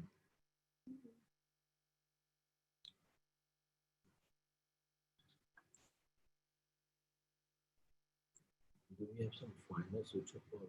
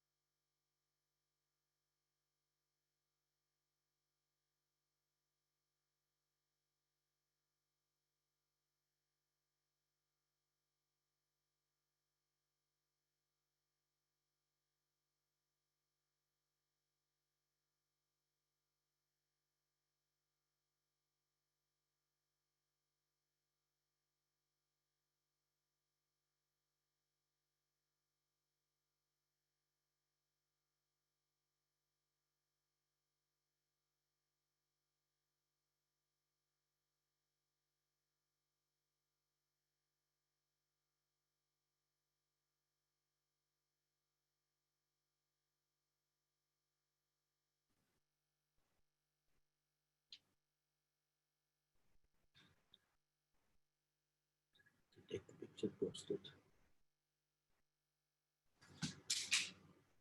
I can see a lot of you. Show me your sutures, and I can see some of them doing the right way. Don't hold the needle in your hand, Abhya. It's important.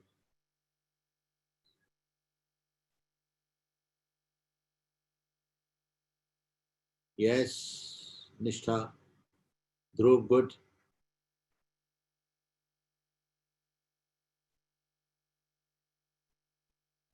Good, Pooja. Yes, yes. Once you have shown, you can switch off your webcam.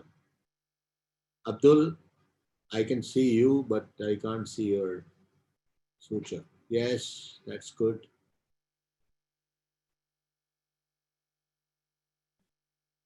I think it's a very green thing that you are using, Som. Subhash, it's difficult to sight. It's green and you're using a green thread on it. You're making sure that I don't see it. How can you see it on a green on a green? How would you see? Just take a picture of this after you've done it.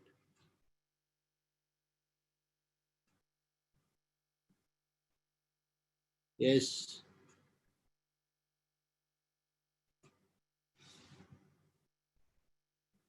Don't hold the needle in your hand, marking you.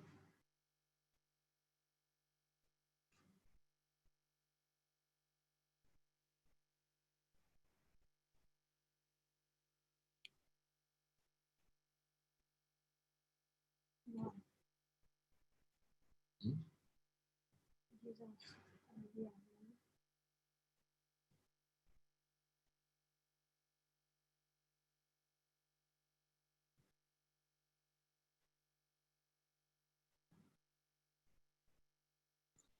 Okay, that picture. Yes, Sanjeev, well done. We have 1 more minute because I'm giving more time for this exercise.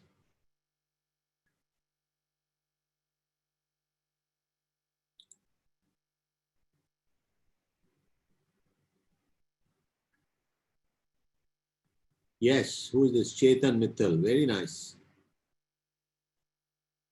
Black against yellow is visible more clearly. So is Paran Tanwar. Very good. Paran Tanwar, your horizontal mattress is very nice. And simple is even better. Very good. Very nice. I'm so happy. All of you have done it so well. So now we move to the next exercise. Switch off your videos. And I'll show you how do you cut a suture, because this is something you will be taught, which is important to learn for any student, any doctor. Please switch off your webcams, and I would want to be in the spotlight to show the cutting of the sutures now. And remember, we have various types of sutures today. I'll try and share, if I have time at the end, some rare things like a pen knife, then Stratafix, which is this automatic suturing technique. So you will be made much richer than the previous workshop attendees because you're doing so exceedingly well. Now, how do we cut the sutures is the question which you often would be addressing. Now,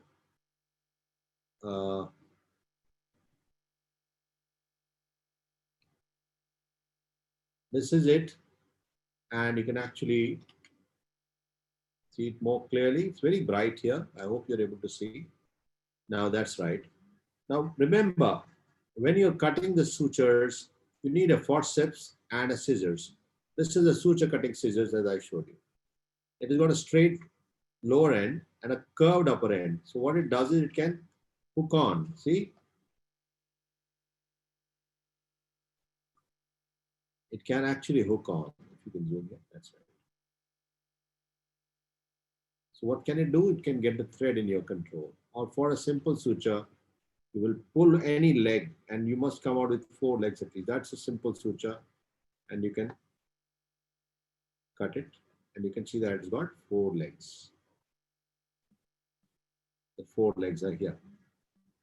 And you must put them always on a gauze piece so that you can see the 4 legs. No suture should remain inside the wound because that would be a shoddy way to do it. Now, you can see that we can cut it with this scissors. Or if you don't get this scissors, you can use the ordinary one also. That's why I'm showing it with both. Cut it and we pull it. We count it. See that? All 4 legs are there.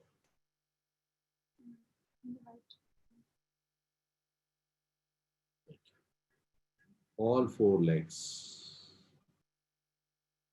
After this, I'll teach you the continuous suturing. Now, same thing here. Hold on to the end. Cut the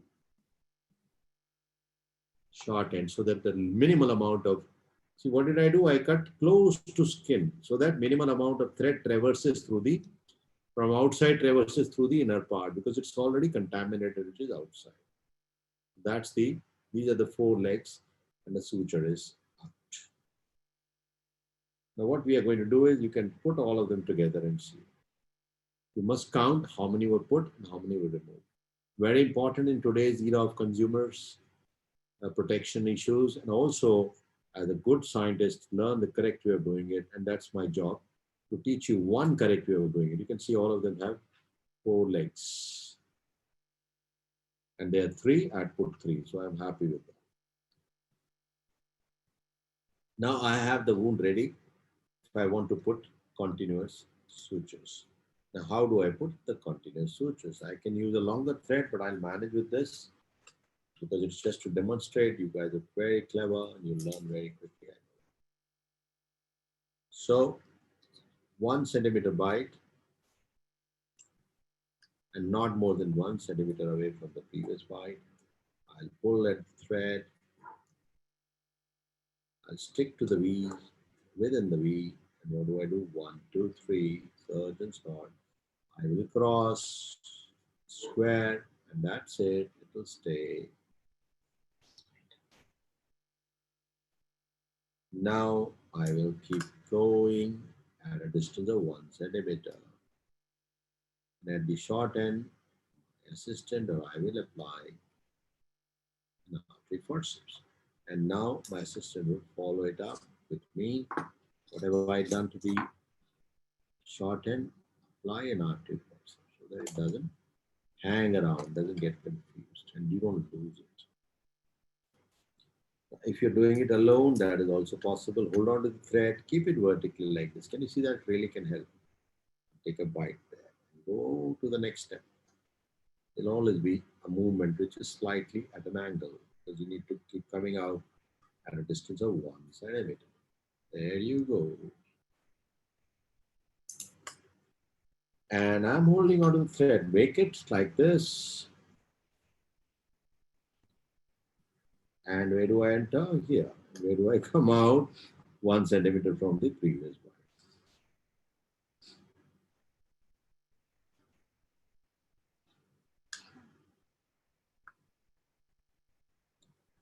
Any rocket science there? No rocket science. Vertical.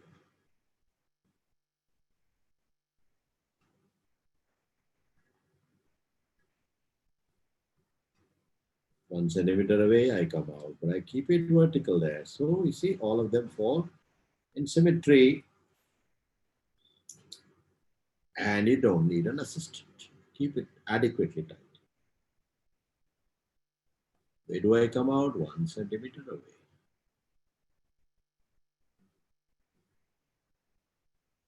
I'll keep it taut constantly, optimally. And the tissue is getting together beautifully. Simple sutures are the best, remember that. Anything simple is the best.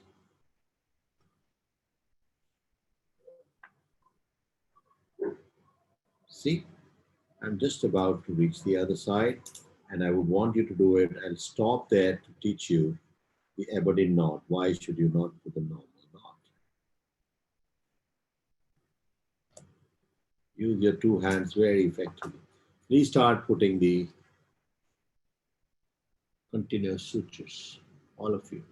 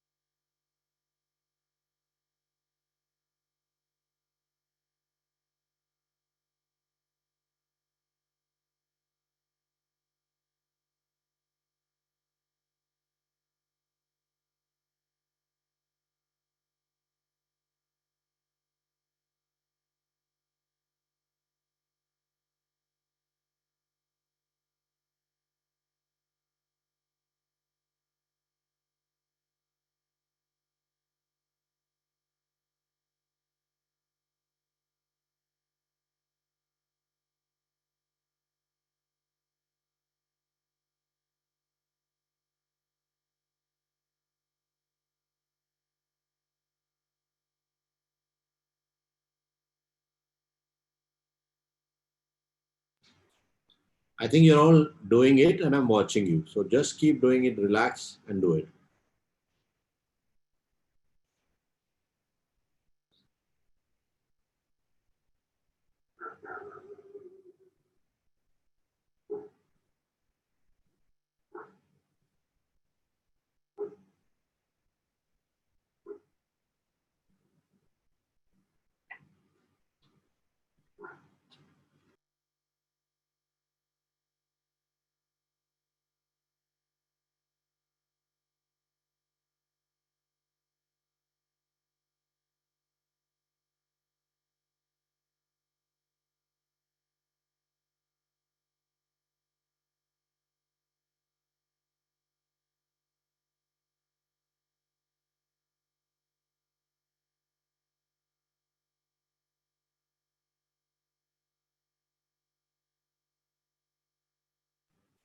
I can see that.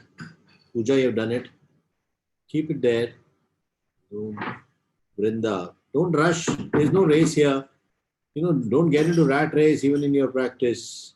The problem with rat race is winner and loser both are rats.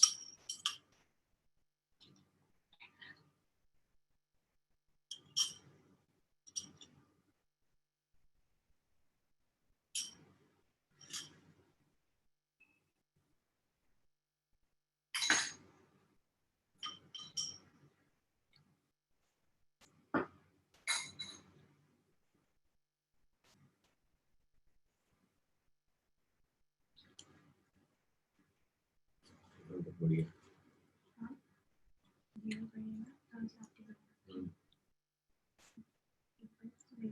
Very good, Sanjay.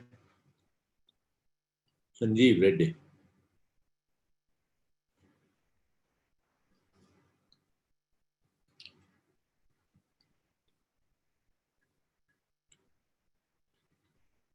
But this is not given time. Get late for lunch. I have to finish.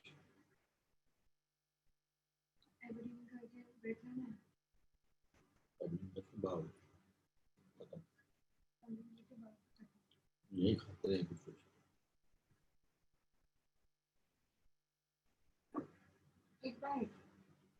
कुछ पता नहीं. तो बोल रहा हूँ, that's an order. मैंने उसे मार लिया तो क्या तुम खा लो. एक मुझे आत्मा की तृप्ति बहुत जरूरी है. इन देर तक ये और कोई नहीं रहा है.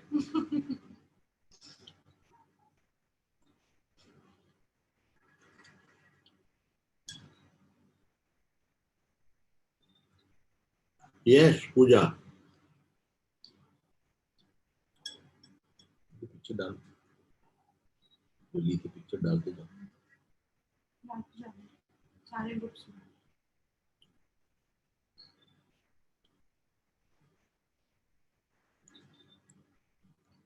Yes, Amita.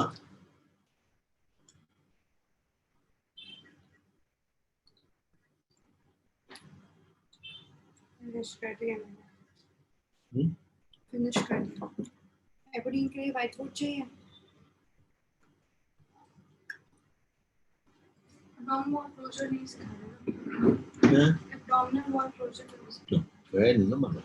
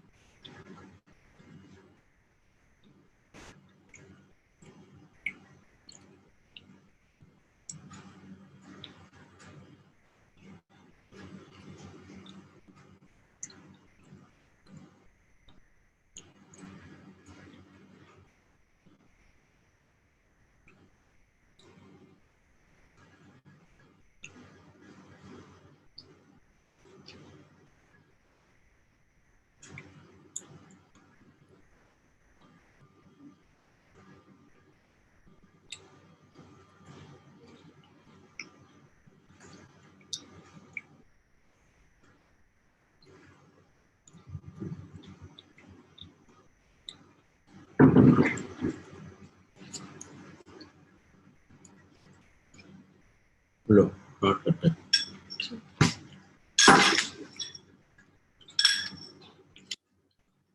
नहीं लेट हो जाएगा नहीं तो एनर्जी चाहिए तो वापस आ जाओ. चाय चाहिए? चाय नहीं चाहिए? पानी? पानी रखो.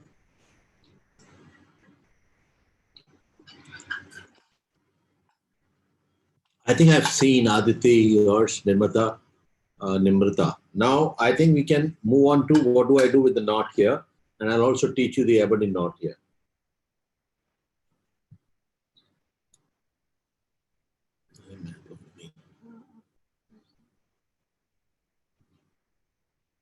All of you, pay attention now. We move on to the center screen, and please pay attention to after I put. I'll try to show you what do we do. There are various ways to close it now.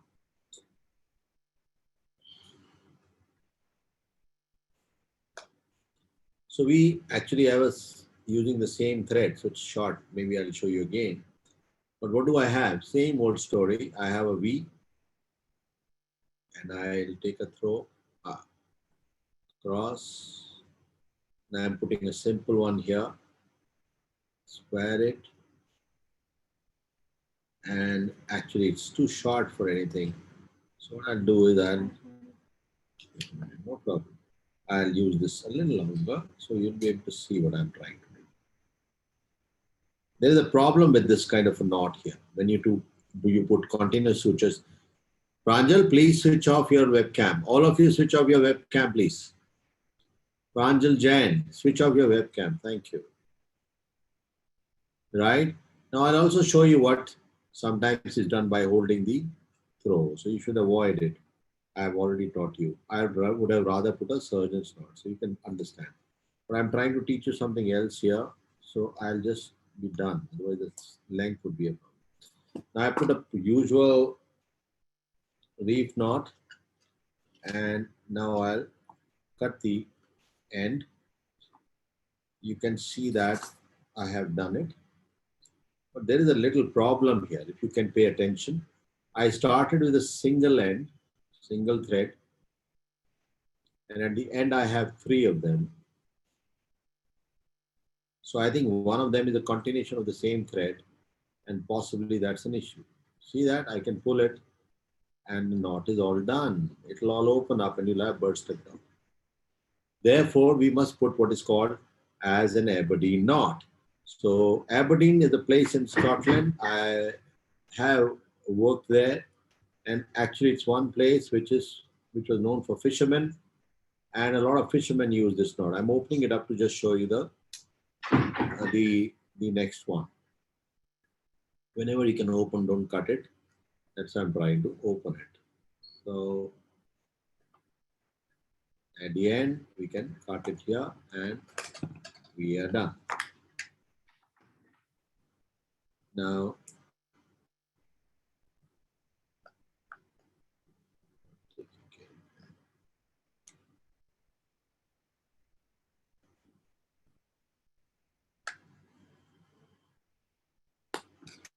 I want to show you what is Aberdeen knot. Actually, I'll just quickly demonstrate so that you can get time to practice it, which is important.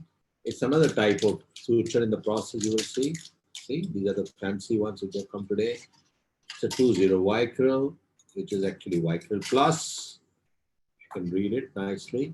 Vicryl Plus is loaded with antiseptic, that is the triclosan, which actually prevents any prevents any bacterial resistance. I'm just keeping the needle away. Please watch that.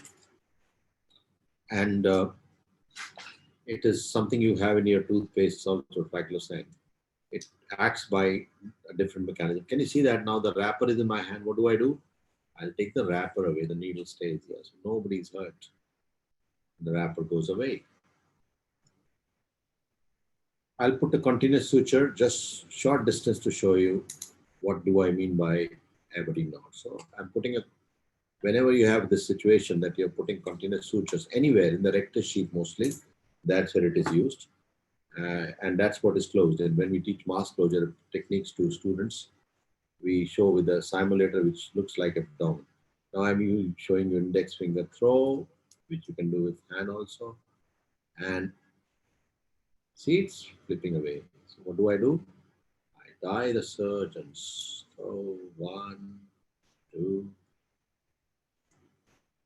It goes nowhere. Middle finger throw down. That's the one end which should be held. Now I'll follow it like I taught you once again for some distance. And what do? My first bite goes just parallel. I come out at the same distance.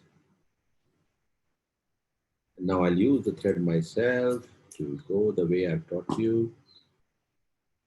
Here, and I come out at 1 centimeter. No rocket science, you've done it all.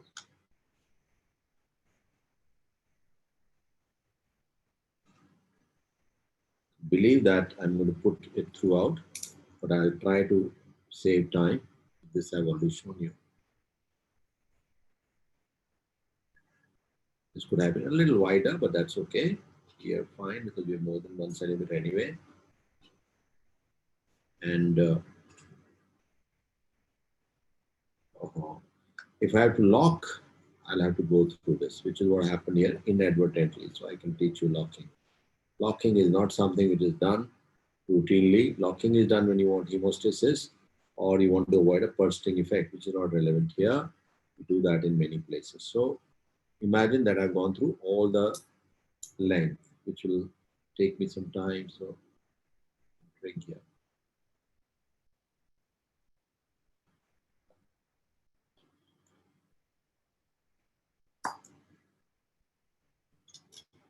It can leave it just like that. That's what happens.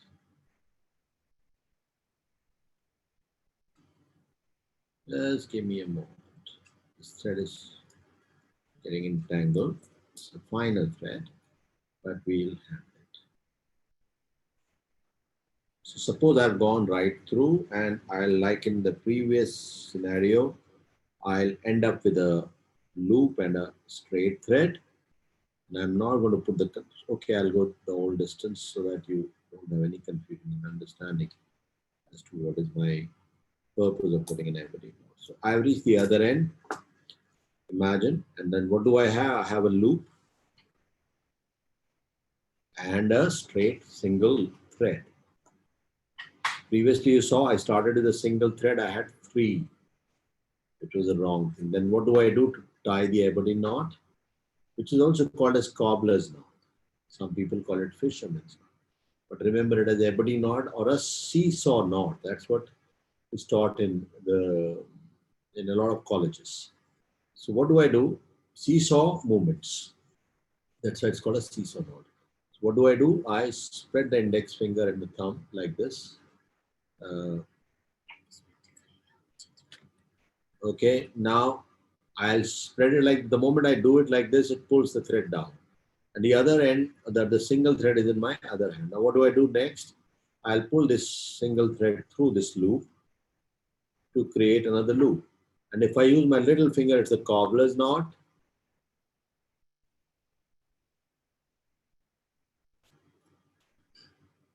The other thing is I can draw this thread again and do some seesaw movement.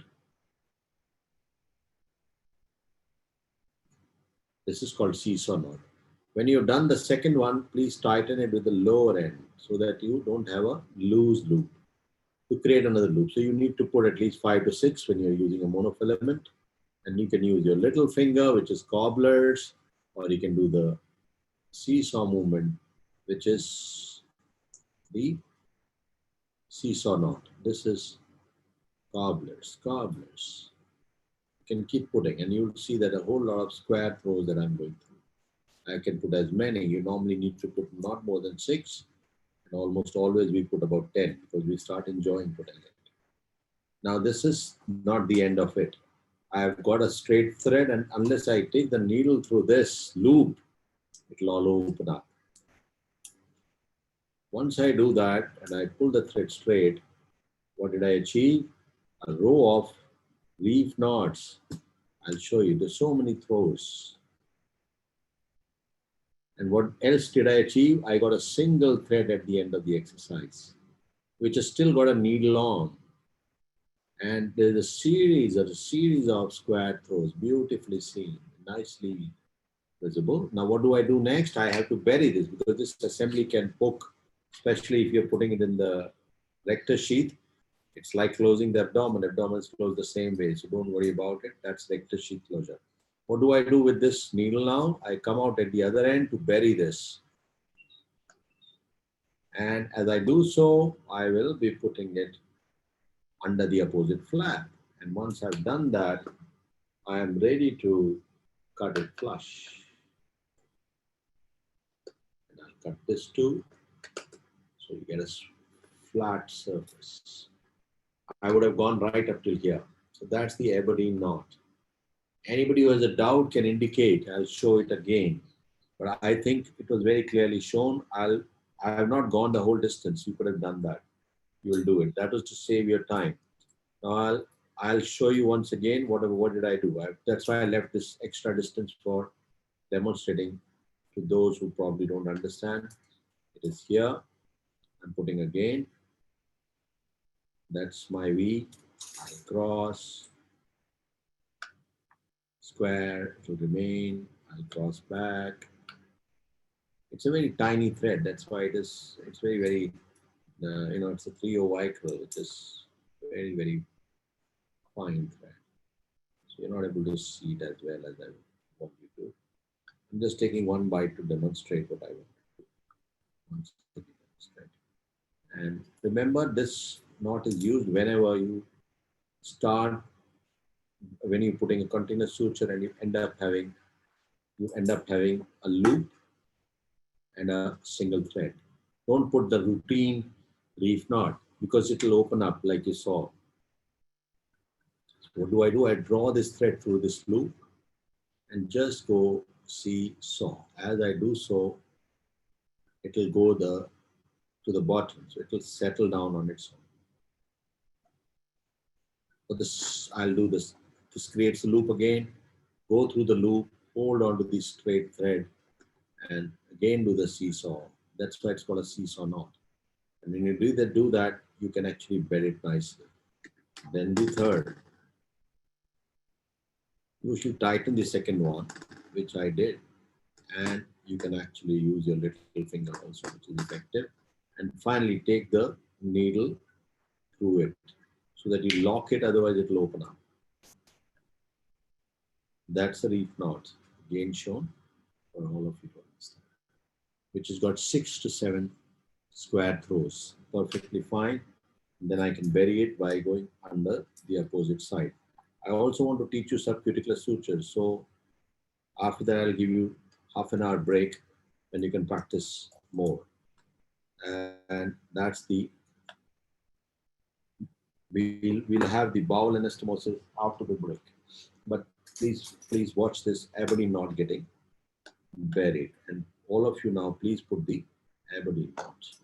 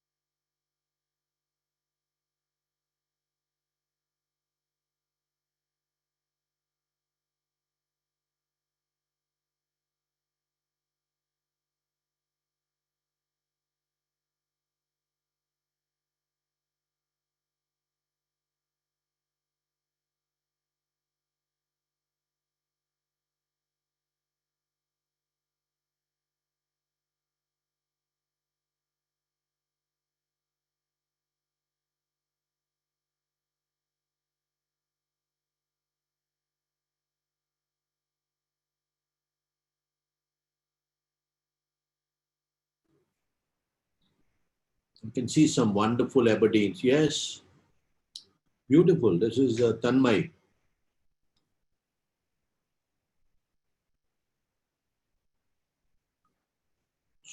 Show it without, once you've buried it, please keep it, take a picture without burying it. Shraddha, beautifully done. Shraddha Sani, beautifully done. Lovely. I hope you're all enjoying it. I need an answer in the chat box. Aman Madke, you're in a hurry all the time. Vignesh, beautiful. Just give me your feedback, which is always instant. I don't wait later. You understand? Well, beautifully put. Most of you have done beautifully. Pooja, it'll be a tough competition.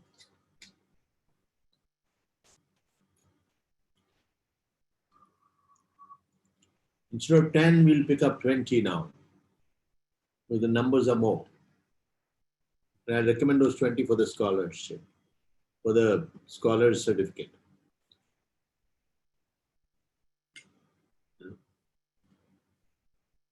I'll have to demonstrate the subcuticular sutures after this. And then we'll have a break. You can quickly have a lunch. And then in 20 minutes, we'll get back to the bowel anastomosis, which I'll try to show on a glove, which again is created by Dr. Sukriti. So, that's it. I like you with the guitar on, but show me you're not. Arshit Garg.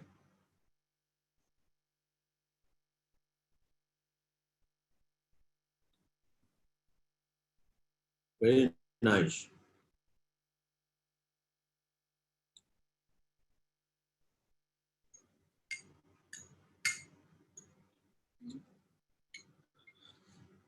I think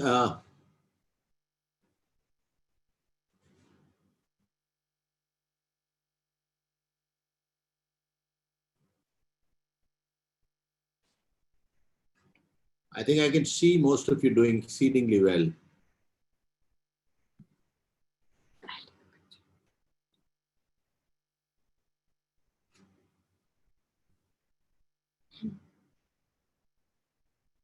It's coming in the picture.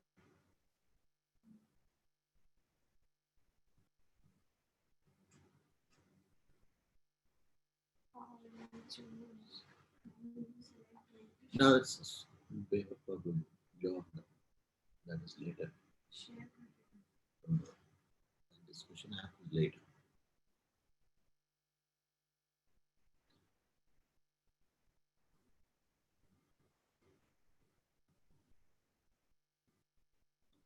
All right, that's wonderful. We move on to the next exercise now. That's of subcuticular suturing, which is something you must learn. I'll be very happy if you put this also nicely.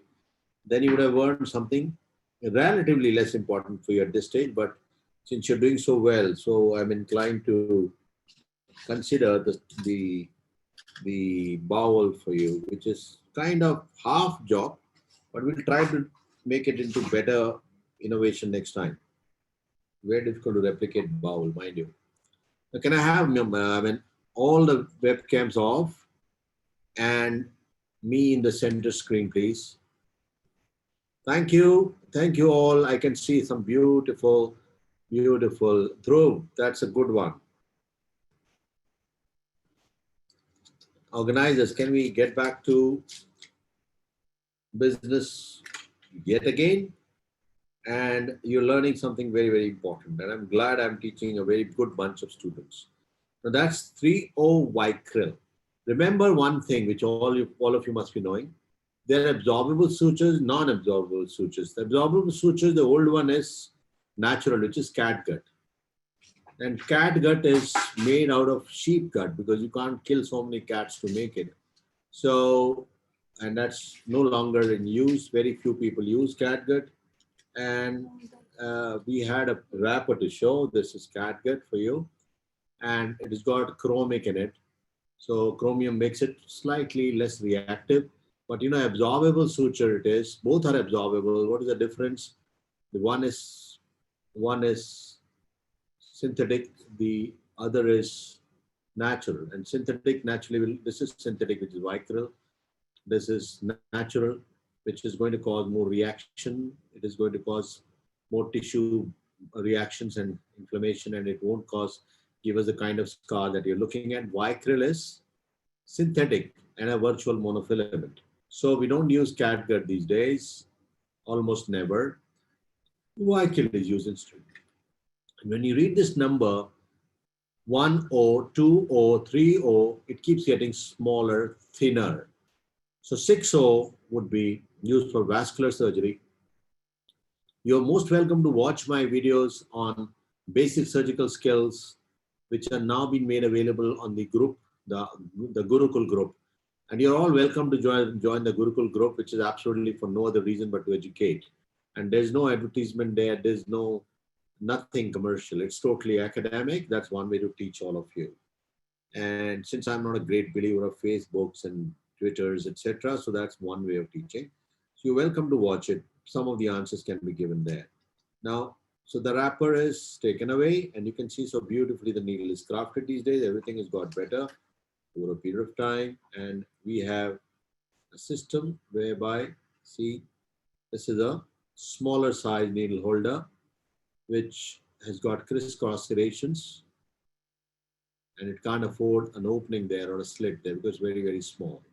And that's the one I'm going to use to graft the needle, right? The rest is the same. The wrapper goes away, the needle stays.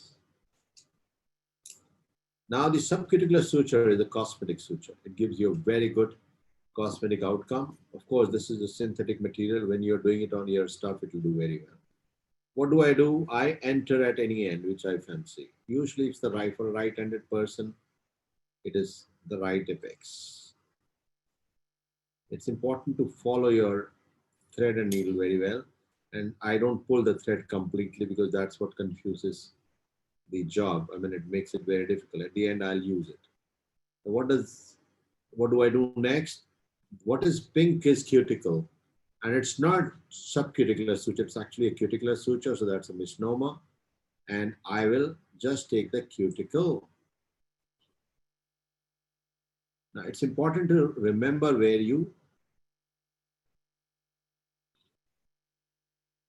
you're coming out from. And now the thread is to be followed in such a way that you don't distort the appearance. So what do? Where I came out here, I entered on the other side. And I'll just take the cuticle, don't take the skin. And I'll not pull the whole thread now because that can make it cumbersome. A lot of thread in the space. I'm here, I'll need to just see that and I'll enter opposite. That's a principle I follow. You won't see it in any place or a book with mentioning it. Just take it straight on. I mean, take the thread on. What I meant was put it. You can do it with a new incision, but I think you can do a good job with this too. I'll try and do it. Bear with me, it's a cut through skin, but that's okay. I'm trying to show you. I'll stick to the cuticle. Don't go deeper or superficial. And keep the thread optimally taut. And see now the thread is being followed. I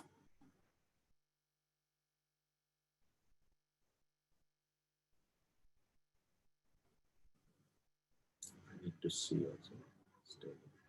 That's enough actually.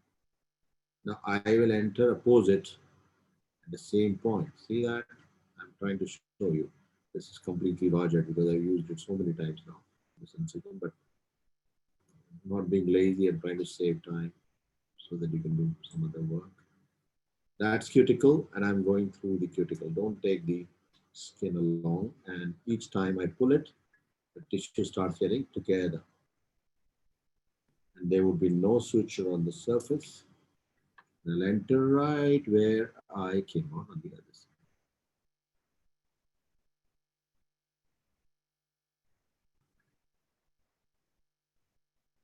So I came out at this level,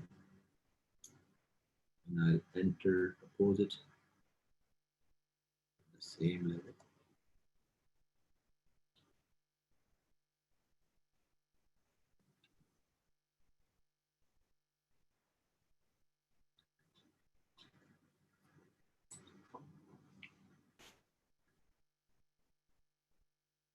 Don't let there be any knot.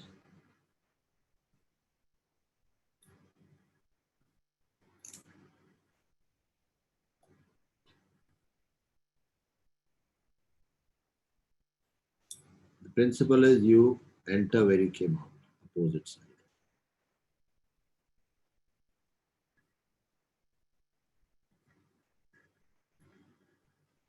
Since you guys are doing so well, I have a reason to teach you this. See that? Let me take a few.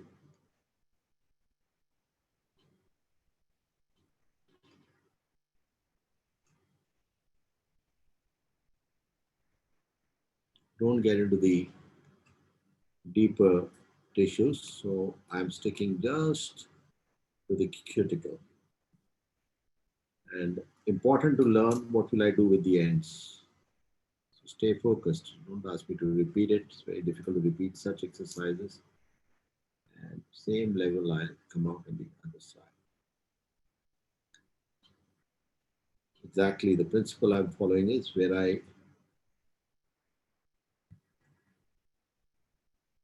I'll enter where I came out. Use a fresh piece of whatever you're using. Otherwise, you'll have the issue like I'm having. I'm trying to make something out of it, imagining that this is a bad skin to fix. They fall into place automatically, no big deal. And it's a good cosmetic suture. We use it all the time. All my residents do a fantastic job with it. Especially after thyroid surgery, after head and neck work, after any cosmetic work on head and neck or face. It's a very good suture. You must know it.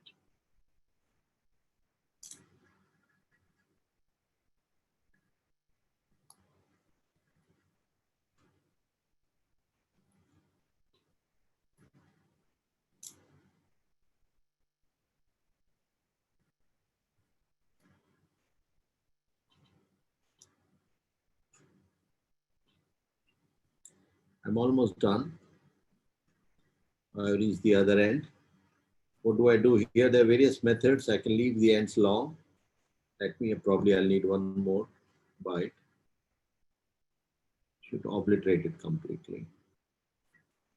Now I can tie over, that is, I can put a gauze piece, say this is a gauze piece. I have a long end here. I can tie them over and it's absorbable suture, so I can just cut the two ends at the end, two parts of the thread at the end of it. Later on when I have to remove it and let's take the dressing away. That is putting this way and on. I mean, tying it over this. That's one method. Okay, maybe it's not visible, so maybe it's visible now. Gauze, that's a tie over bandage.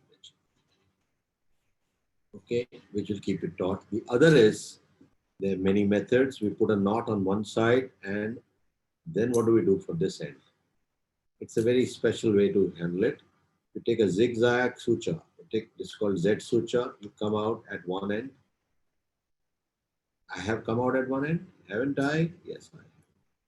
Now what do? I try to use the same hole and come out at the other end. And actually we confuse the suture as to where will it come out. So it will never know how to come out later. Bamboo. I go to the other side. And maybe once more. Skidding. Same hole. Don't use another opening. Because you're going in another plane, so don't create another opening. I mean, you are coming out anyway from somewhere else, so there's no need to worry about that.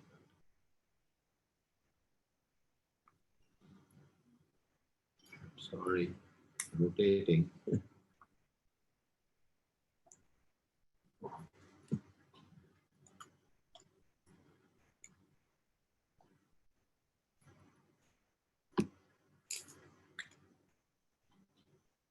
That's my opening. I come out at another distance. I started and I made a Z out of it, maybe. And it is going nowhere now. So that's for this end. What do I do for this end? I can tie the thread on it itself, or I can make a knot and then cut it short. This is on itself, so it stays this way. Can you hold it? So what do I do? One simple knot on itself, another one on itself, which kind of stays, and then we can cut it. So when the patient comes after a week, zoom here, the wound is closed, there is no suture, you see, and after 1 week it will be almost flush. That's a subcuticular suture.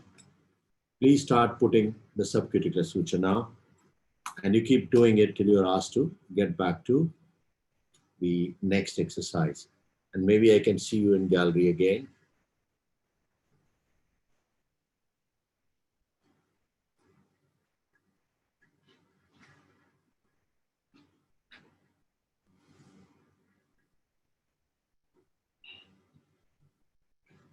Yes, all of you doing fine. Keep doing it slowly. Take your time.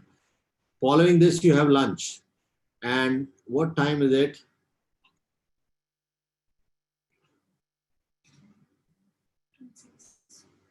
So we will join back at 2:30. So whatever lunch you can grab, please do that. Organizers, we will get back after lunch for the bowel. And thank you. And we will also, meanwhile, be giving them more time to do this exercise, which takes a little longer. Sure, sir, sure. Meanwhile, grab something to eat or have a cup of tea or what. Yes, please. Everyone can have a break. Thank you.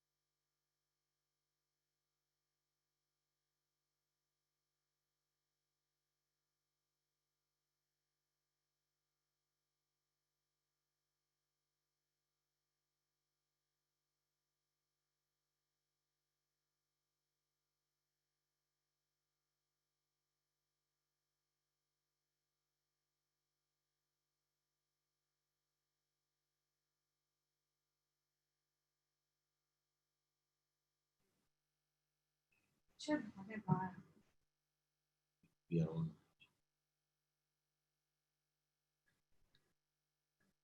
Hello.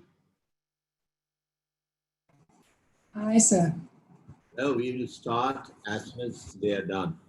So I'll have them on gallery. Are they back or? We will I suppose everyone's back since many were asking when are we restarting. So we won't waste any time. So can you all show me your subcuticular sutures, please? All of you. I think their webcam is off. Now I can see. Yes, great. This is Sanjeev Kumar Reddy. You've done a great job throughout the day. I've been marking you. Anshul, good. Tanmay, very nice. Dhruv, yes, I can see that.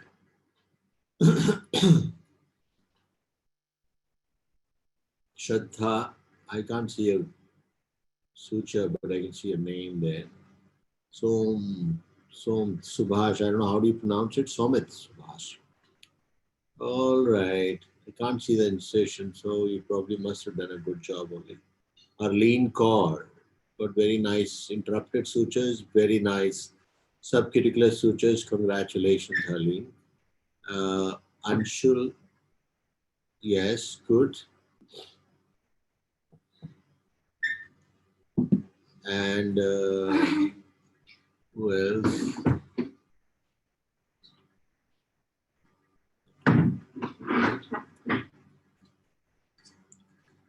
Archit Goel. I can only see your. Yes, that's fine.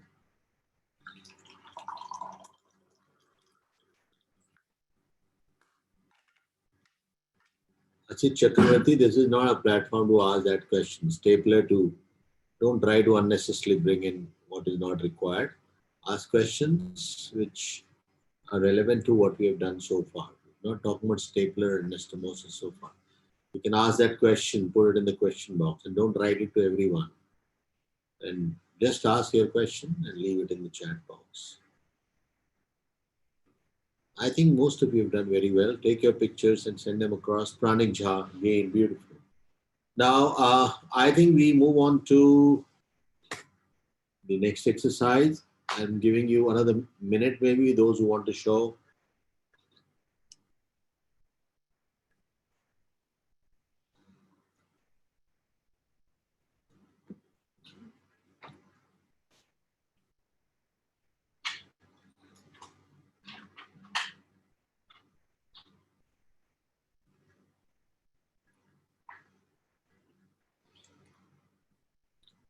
Yes.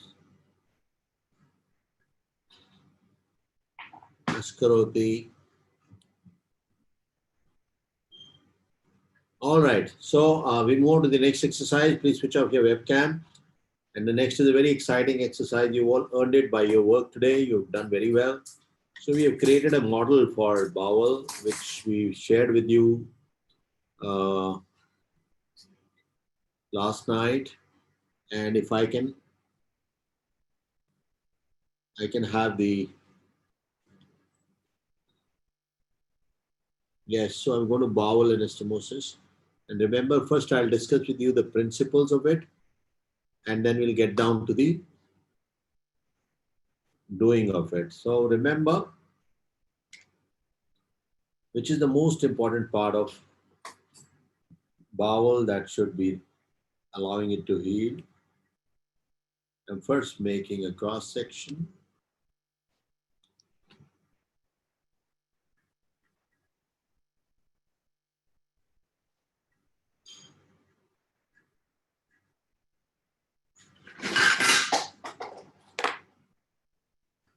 So we have serosa, mucosa,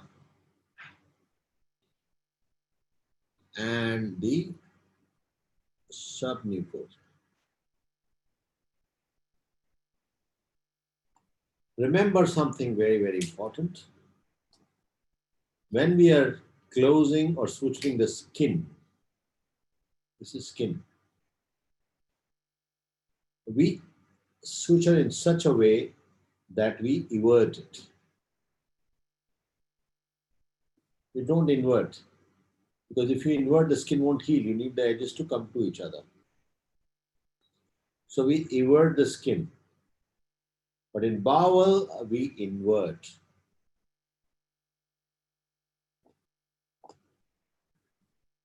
Now, why is it so?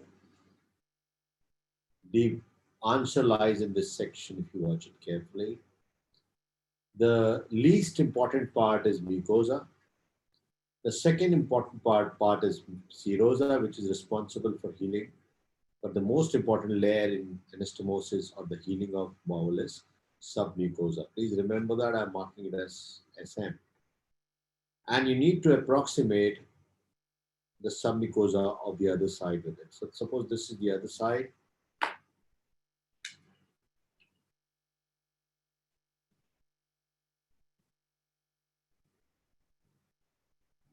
Same thing on the other side, so I won't repeat it. What would be my aim? My aim would be to take serosa and the submucosa in my bite. So what are we trying to do? We invert. Why? Because mucosa is dangerous for bowel anastomosis. There are so many factors that contribute to healing of a bowel anastomosis. That is, there are patient-related factors like nutrition, position of patient on chemotherapy, or patients of tuberculosis, patients who are diabetics. So patient-related factors. Also, the condition of the bowel, there are local factors. That is, if there is infection around it, or if there is stenosis or ischemia. So major killer is tension and ischemia, because both of them lead to type 3 collagen, which is poor for healing, and that will fail you. Therefore, why don't you want to evert? The reason is mucosa has no role to play in healing, not a great role.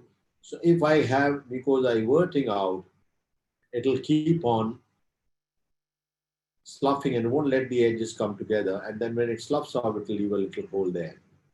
So that's one disadvantage. The other disadvantage is this mucosa will form adhesions.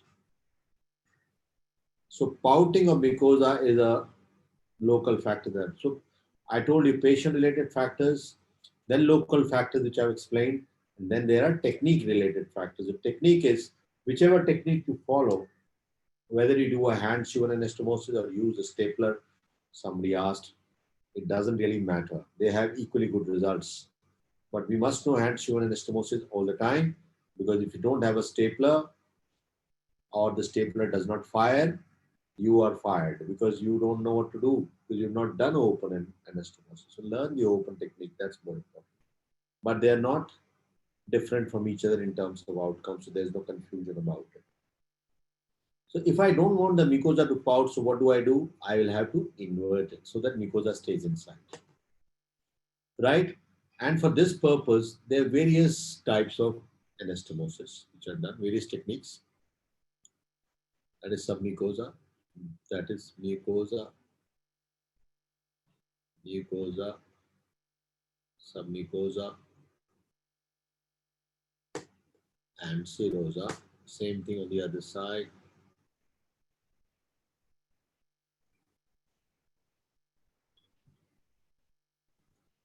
These are the cut ends. We can't describe the whole thing here.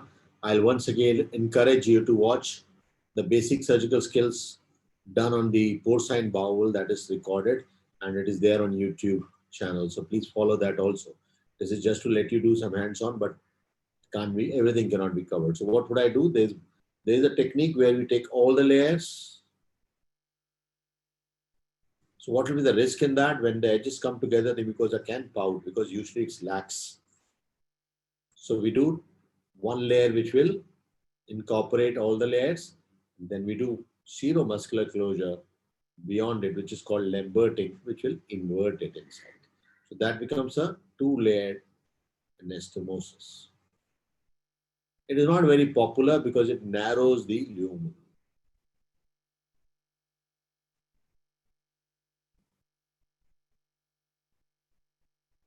Okay, so nowadays people do what? They do extra mucosal anastomosis, which is here.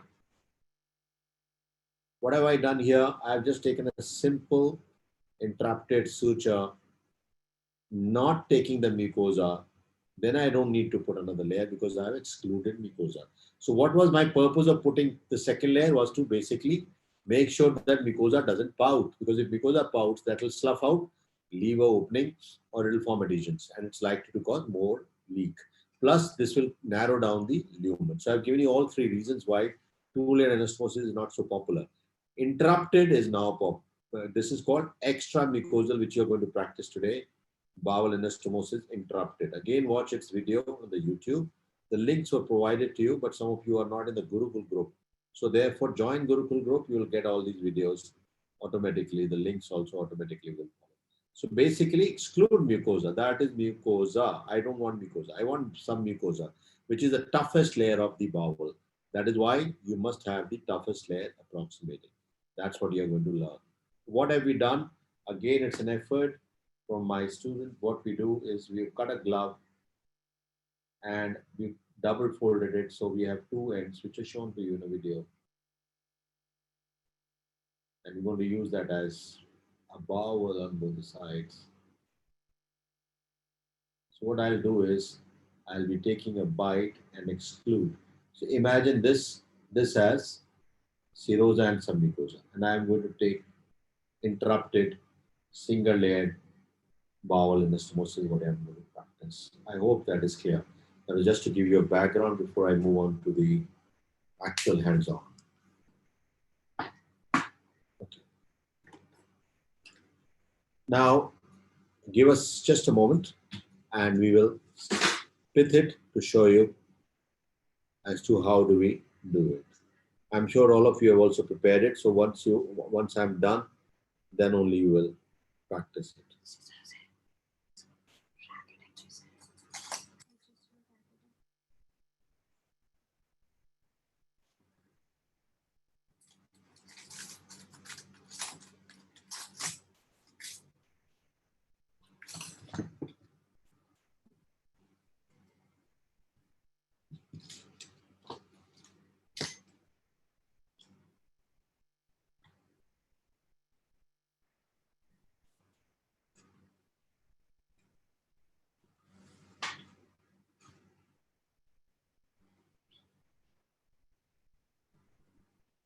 Give us just a moment, we're fixing it.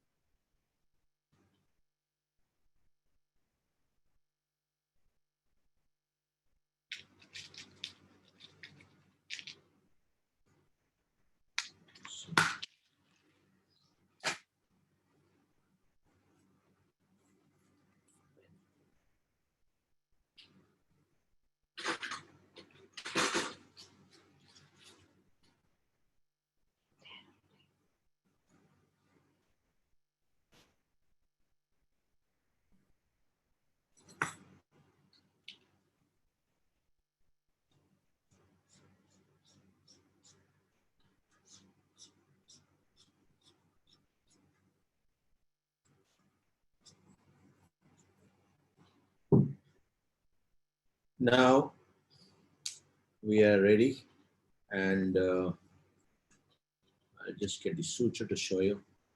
Now Yes, these are the two sides, and the suture. This is the serosa and submucosa, and that's mucosa. What is in red is to be avoided. That's what I want to show you, and you will follow the steps as I show you. And don't worry if you don't have the stuff with you, you will still be able to learn. I can use any suture, but I'll preferably use 3O vital, which is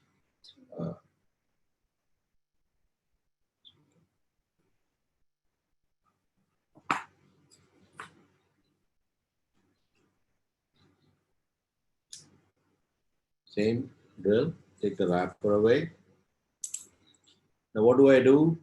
This demonstrates some kind of an anatomy that we have created. I'm once again requesting that all of you follow the video which I've got on bowel anastomosis on YouTube. There's no reason not to follow it. This is supposedly the mesentery, and these are the two cut ends of the bowel. Now I would want you to focus on this all the time now. Nothing else to be done. And you can see that I've painted it red to make it visible. And it can be pouting like it is shown. It normally can be beyond the serosa. That is why if we close it simply, it will make pout. And if this pouts outside, it is bound to cause leaks. So that is one thing I have to avoid. Some method to avoid any mucosa coming out. Now these are the two ends, and usually we will trim them to keep the fat there. I've gone outside in, and I come out on the other side. So what have I done? I've just taken the corner stitch with, which is extra mucosal.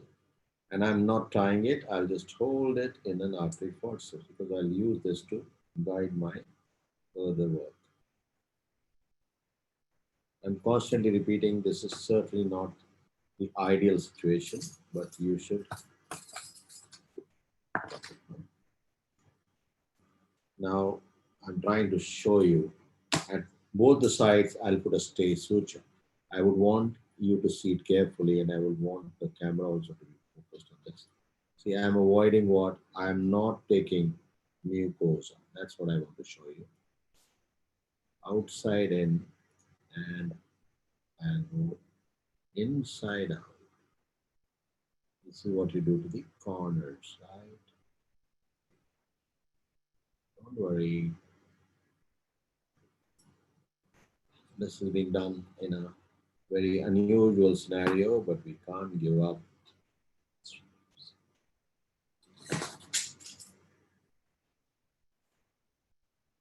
On teaching you. This is what I'm trying to show. So I've got two stay sutures at two ends,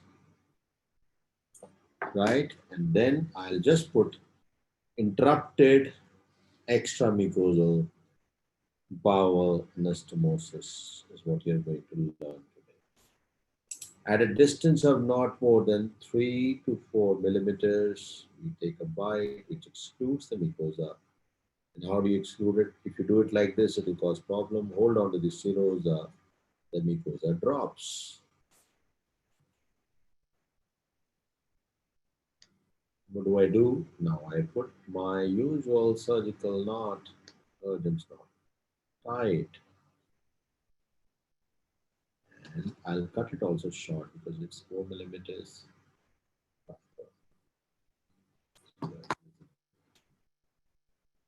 Since it's a larger size bowel that you can see, so the suture can be a little farther than that.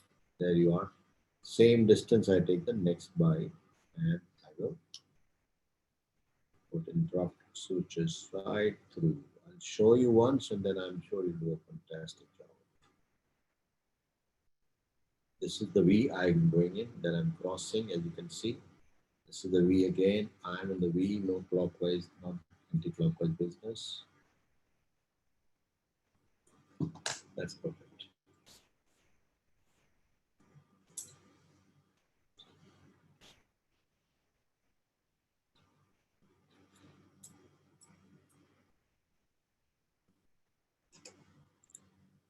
Going at a distance of 5 to 6 millimeters in this case, and this is V, surgeon's knot.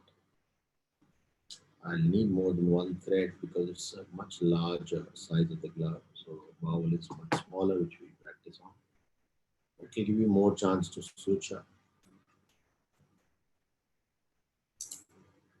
Please indicate if you're all able to see well. We are trying. See, we have excluded the mucosa in each bite. That's the whole purpose of teaching you extra mucosal interrupted bowel anastomosis. This is what is practiced world over today. Do you know this was a routine earlier in the pediatric age group because the bowel there is smaller. So we didn't want the narrowing to happen. So it was in practice already earlier. So it's not a new technique, but this is what is practiced now. There are many trials, many randomized control studies. You know that this is not a need of eminence-based medicine. Only believe what has a support of evidence. So it's a need of evidence-based medicine, and that is why I'm giving you the evidence that there is enough data today. Lots of studies being done by lots of people to find out, and they find there's an early return to bowel movement, that is peristalsis early. See now, you just sticking. If you and you also make sure that you don't take the posterior layer with you, posterior wall. Exclude the mucosa. That's what I've done. And once you exclude the mucosa, it will be painted red here to just make you learn.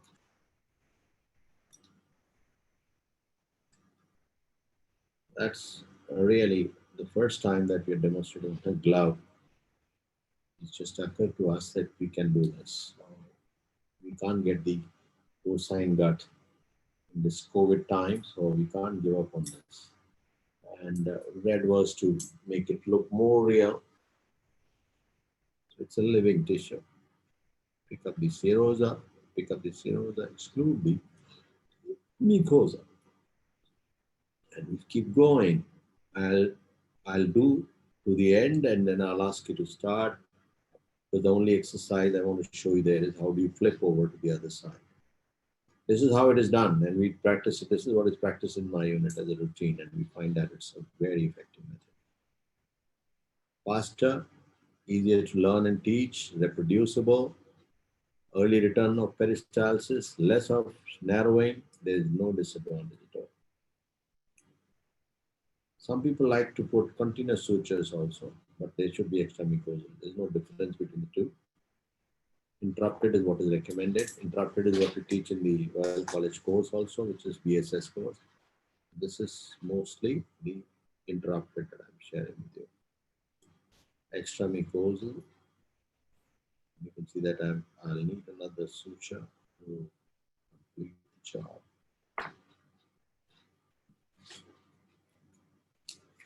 At no point I'm holding onto the needle. Don't do that. Unfortunately, don't cut it short. This is too short. Watch it. This is too short too. It came off. Okay. I'll have to put it again.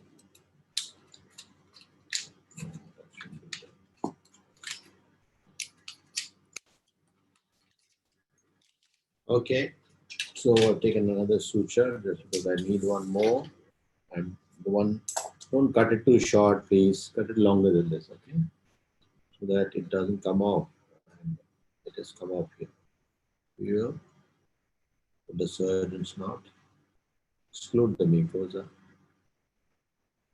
And I've just closed it so that we don't miss out. We can actually produce a air, bowel, waterproof anastomosis. Slightly. Otherwise, it's fine. It works fine in small bowel.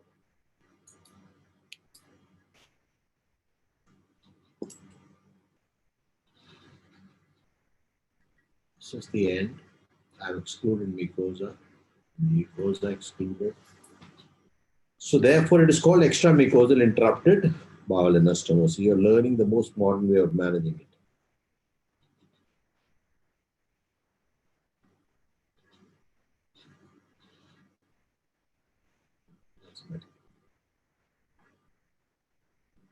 So I'll keep going right to the end.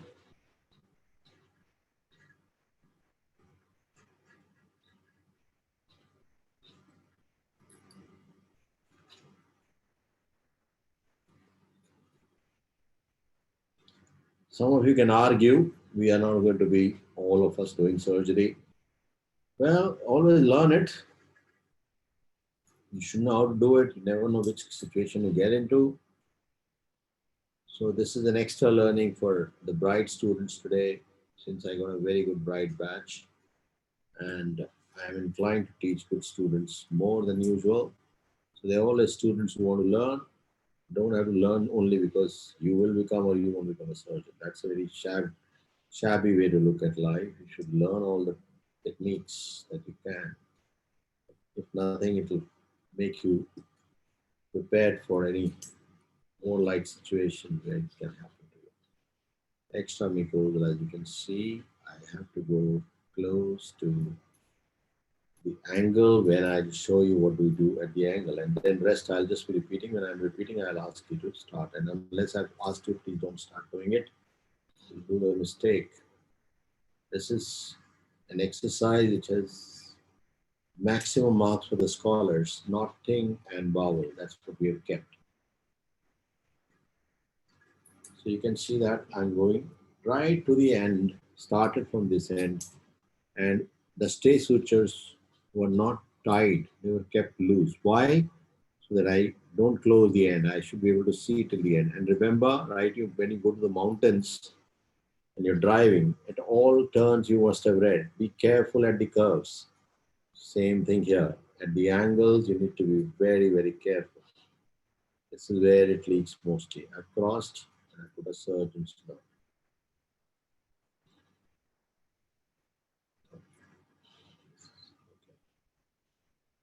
We keep cutting it a little bigger so that you're able to see more clearly. It's not that big that you normally would be. Okay. Now we reach the end. This is how the anterior layer is done. That's anterior layer. You can zoom further.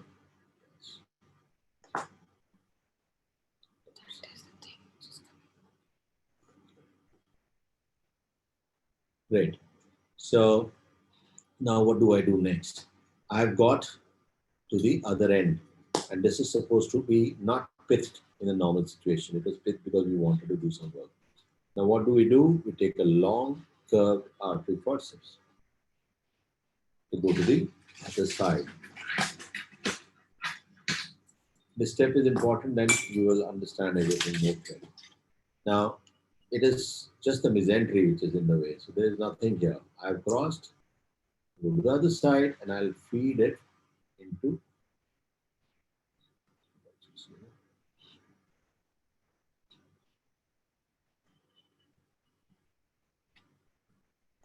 So I've released this, and now what do? Since it is pitched, I need to do a little bit of movement here. I'll pitch it again.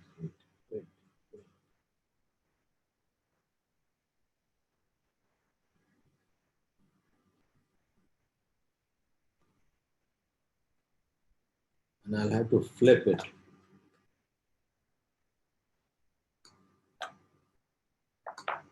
And now I'll do the same thing on this side. Easy.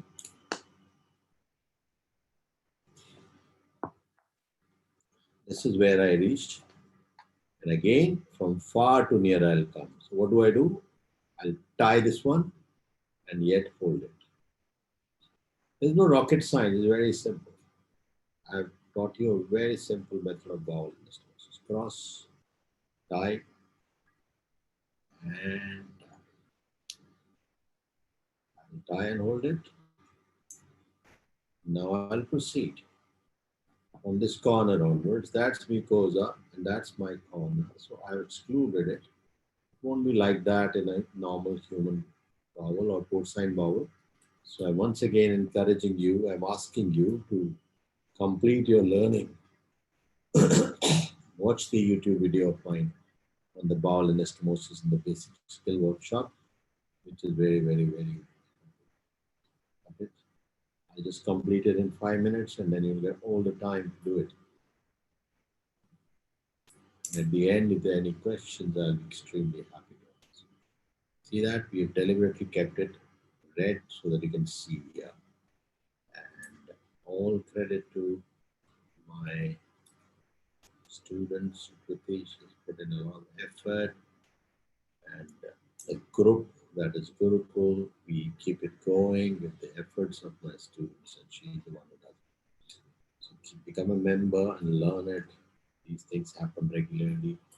We have case presentations, case discussions, and I can see that clinical teaching in the undergraduate level is extremely shallow. So we can make it better. Same thing, I'm just repeating what I did on that side, and I will actually show you to the end, don't worry, so that we have time. You don't have to worry.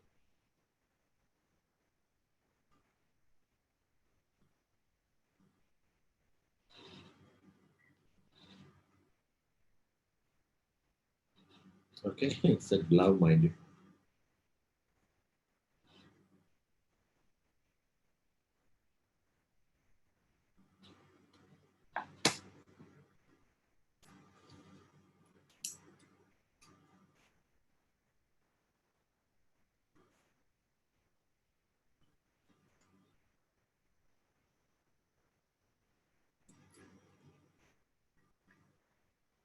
Again the V, and my surgeon's throw, crossing over, and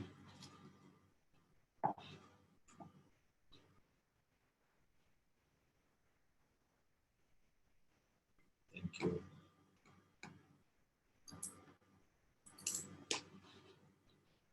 Don't take the whole thickness, that's what we want to show.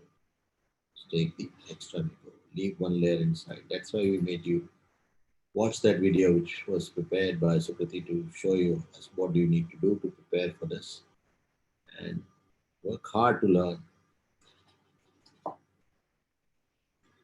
There's an old saying, and a very famous saying by a great prophet: for learning, go to China also. Don't go to China now, you can learn it here. China is now more known for Corona, isn't it? So you can see that that's the posterior layer, clearly seen. And mucosa is right there, that's the posterior layer, that's the anterior layer. I'm excluding mucosa. That's how we call it extra mucosa, excluding.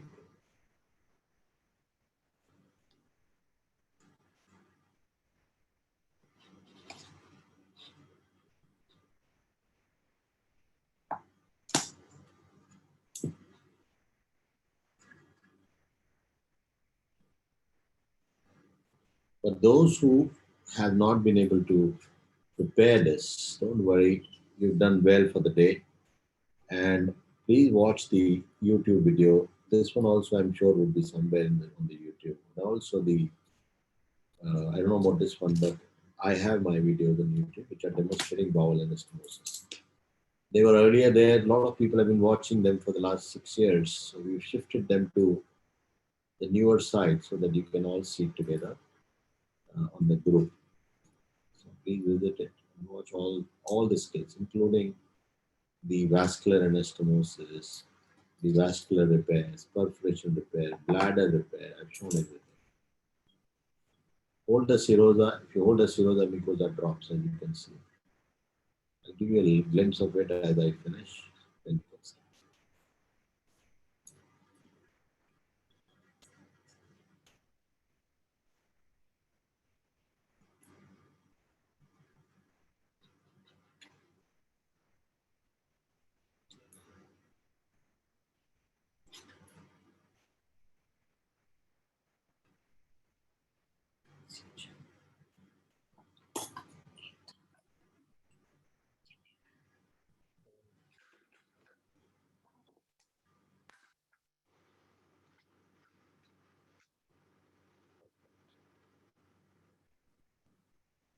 Now, just a couple of more bites and then we are done. See that? If you can show it, we have got the whole thing open. And this is the anastomosis. And you can actually very clearly see the posterior layer. From top, if you show, That's the posterior layer. We haven't got mucosa in any of those. That's what I want to highlight again and again.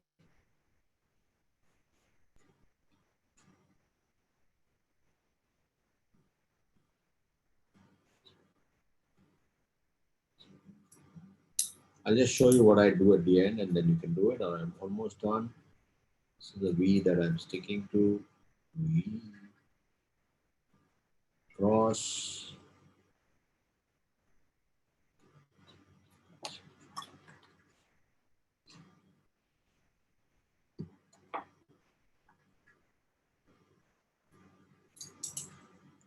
Now always check before you go to the last layer, last sutures, so that you must make sure that you've taken nothing from the posterior wall, and also this is how it looks.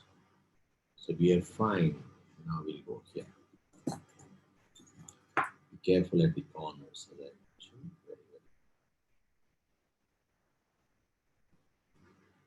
the first time we are doing it on a glove, but I think it will work out. I've done it on glove last time, the last workshop. But that was a 2-layer anastomosis for those students who wanted it extra. See, the mucosa is pouting through it, so I'm not happy. I pull the mucosa down. That's how it pouts and creates all the fructus. It creates lots of complications. So I'll take just the serosa and the submucosa. The intent is to take just the serosa and the submucosa. We don't take the mucosa. I hope I'm audible. I'm trying to, in between I may go soft, but do remind me if you can't hear me. This is the end of it. And I'll take a bite through the edge of it. Tie it, and then I'll tie the stay suture. So I did not tie them initially because that will close my opening. I won't be able to see the mucosa clearly. That was the trick.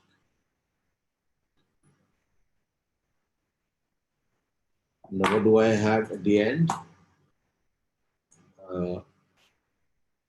Stay suture, which I can try. If I find any gap, I'll make sure that I can pull it at this point. Make it absolutely waterproof anastomosis.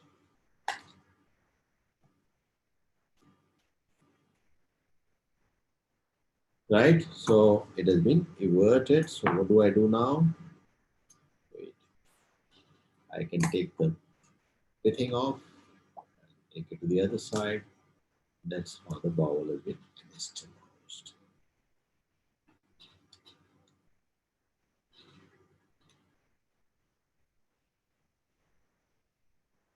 Okay, you want to see whether I'm faking? No, I'm not. What do I have inside? We have mucosa inside. What do we have outside? Zero muscular. If I want to really see that I've taken no mucosa inside, I can invert it. And see, the mucosa was just about taken, but not into the complete bite. You can see that it's on seromuscular submucosa. Need to be careful even about this one. But this is inside, so it works. Now I'll just put it back into the normal shape and then ask you to start doing it. That's bowel anastomosis that you've learned today. And actually, because you earned today, done so well that I was forced to take it. Can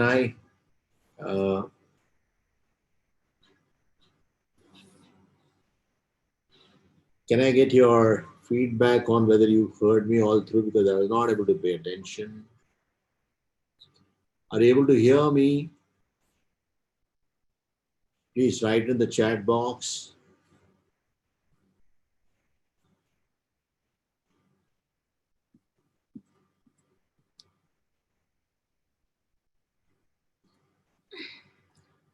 Yeah.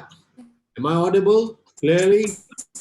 You perfectly audible.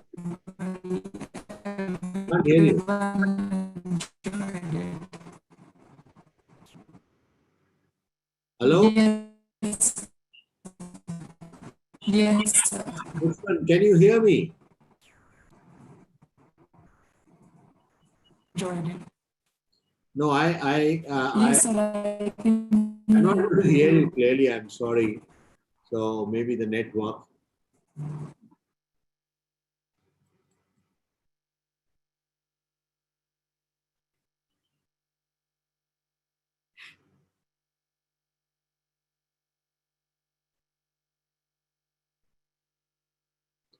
Now, please uh, start showing me your how to test bowel anastomosis leak. Asit Chakravarti, you're basically uh, my first question you won't answer, but you'll ask the next one. The various methods of checking the bowel leak are to push some fluid through it or a dye test. But most of us do what is called, can I have the video again? Let me answer that question.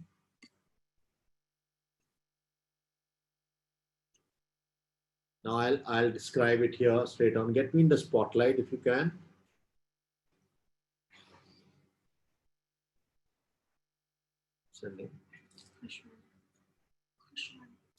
Kushman, can you get me in the So spotlight? yes, Can you get so me? yes, you have been spotlighted already.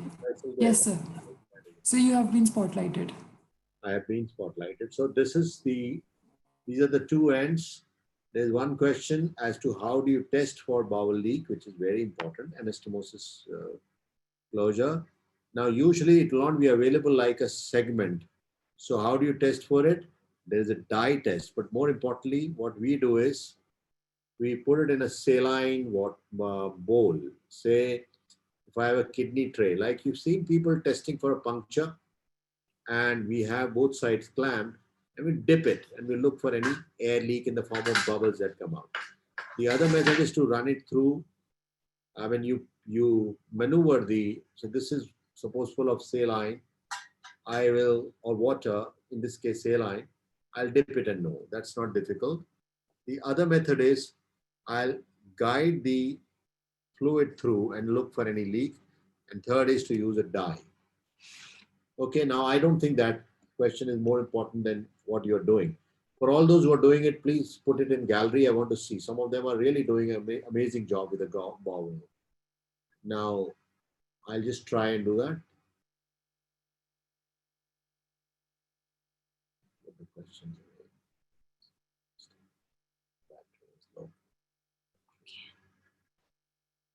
Yes, look how beautifully you people. This deserves a picture, and I'll put it on my Gurukkul website. How quickly you people learn to improvise and never be defeated by what is not available. This is what I did, and some of you have done a fantastic job. Now, who is this on the corner? His name is not appearing, so I can't be sure. But a fantastic job. Truly amazing. I find it hard to leave you guys. Jasmine, then Abdul, you are visible, but show us your anastomosis also. Others, yes, beautifully done. What I'm glad about is that the video we shared, you could understand, and you could make a bowel out of the glove.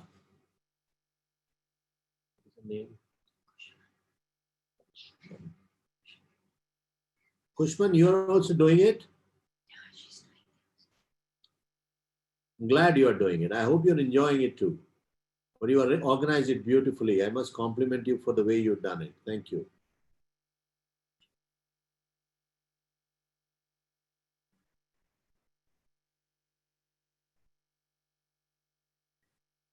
They're all working. I'll wait for them to do it. No worries. And don't hurry, I'm here. I never run away from a class. Oh, wow, this is somebody appeared, just showed me, but the name didn't appear. Please send the pictures of this, and this section has got, after knotting, this has got the highest marks. Very good. And it's it's quite an important thing for all those who have participated and stayed throughout the workshop. Of course, AMSA is going to provide you with a lot of encouragement. You will get certificates. But I'm telling you from Gurukkul, you'll all get an honorary membership of the Gurukkul group, Gurukkul of Surgical Disciplines, and the 10 have converted to 20 scholars, which I'll choose. And Kushman, you become a scholar automatically for the fact that you organized it so beautifully. So you're chosen straight away. Compliment to you. It's something very, very good. We always choose every year 10 scholars for joining the American College of Surgeons membership, undergraduate.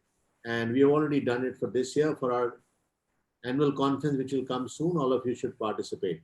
But you'll get the certificate of the Gurukkul. Great. Definitely, sir. Thank you so much. All of you, please show your, like the Anamika Ghosh has shown beautifully. I can read Ritika Mittal. And I hope you enjoyed it as much as I enjoyed getting it to you. I'm used to doing it, but maybe you're not used to that kind of a prolonged session. So show me with your thumbs ups, at least those who are visible on the screen, that you had a good time. Yes, lovely, lovely, lovely. Thank you. Great, thank you. Lovely bowel anastomosis. I'm surprised. Actually, look at this. What's your name? Red t-shirt. The lady has done a beautiful job of it. I couldn't get her name.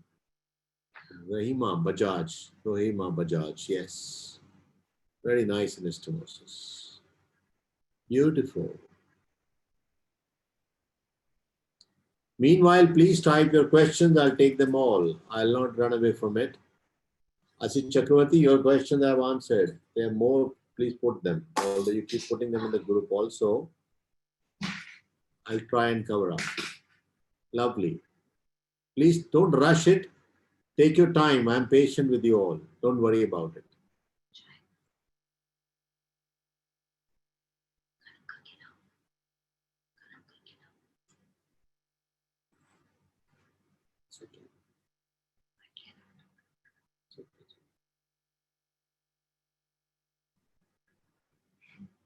Yeah, beautiful, Pooja.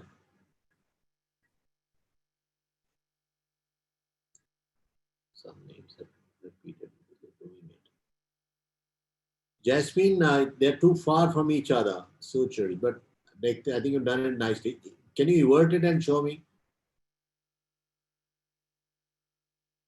Yes, this is very nice. Pooja. Soumya Puri, very nice.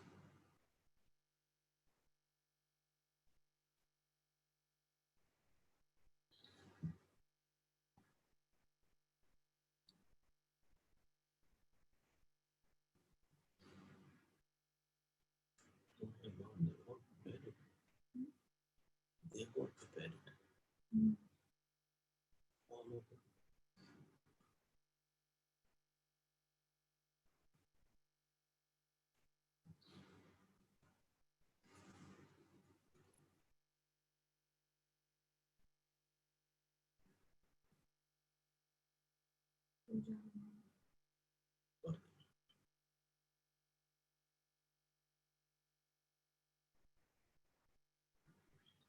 Yes, done my scene. But those who have shown, they can go off from the, they can switch off their webcam so that others can come in and show. And this is Anshul Mahajan. Can you zoom it? Oh, you're still doing it. Please carry on. Please carry on.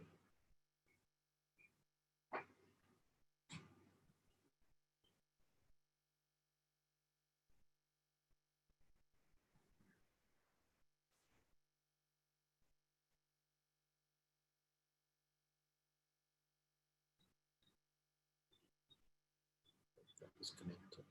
Battery. Be there.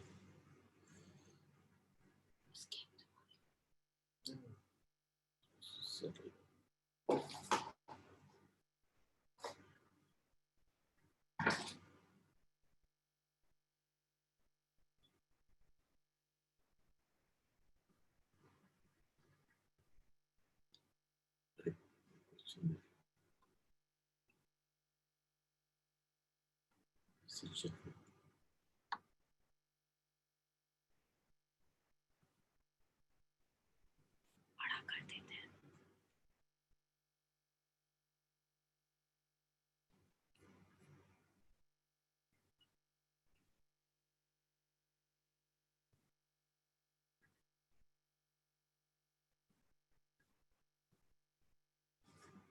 After 10 minutes, I'll take all the questions.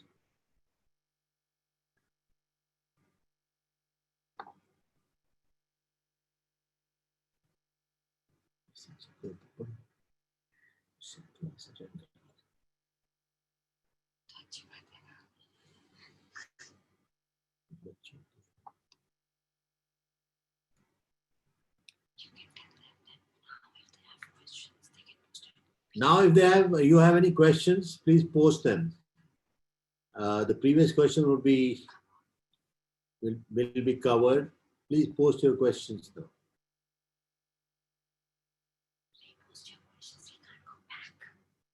If there are questions that I've answered, it's okay. There are just too many questions. So for those who are burning to get answers, please put them again so that I can see that clearly. Which material is used? This is Galaxy. I don't know whatever the name is. Which suture material is the bowel anastomosis? We use Vicryl and usually 3-0 Vicryl.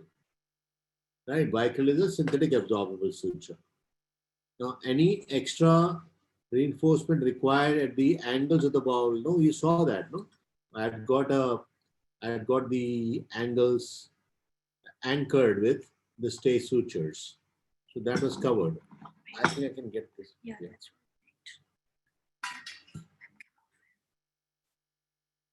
I can see a lot of you doing very well. So I'm more interested in watching that.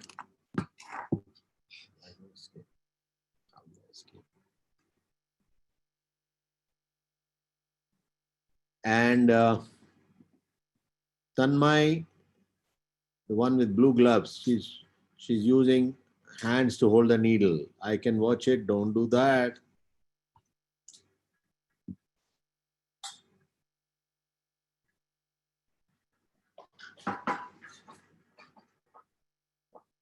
Now, Prakash Pratap is asking, any advantage of continuous suturing over interrupted bowel suturing? No advantage. It is the same. It just saves time and maybe hemostatic. But like I told you, we don't want ischemia of the bowel. Bowel should be healthy. So there is an advantage of interrupted in that sense. But otherwise, there is no difference in randomized control trials, right? I'm going backwards now. Now, suture, sir, how do you decide which suture material to be used in other suturing sites? The material is known and we avoid using non-absorbable sutures at most places, but many people use even non-absorbable for bowel. Nivedita, the distance between the sutures is slightly more, otherwise your anastomosis is good. Yes, very good question. SMJ2. I don't know whoever it is. Sir, what was the purpose of two sutures that strings? They are called stay sutures. Please don't call them strings. They are called stay sutures. They are for staying so that you're able to keep the ends in your control. So there is an advantage of the stay sutures. So they're not strings, they're stay sutures. And the stay sutures are very effective.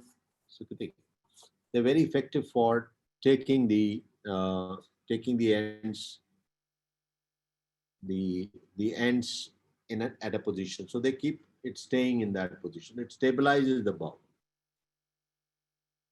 Prabhakar Pratap, if the bowel condition is not good, which suturing technique has better advantage, continuous or interrupted?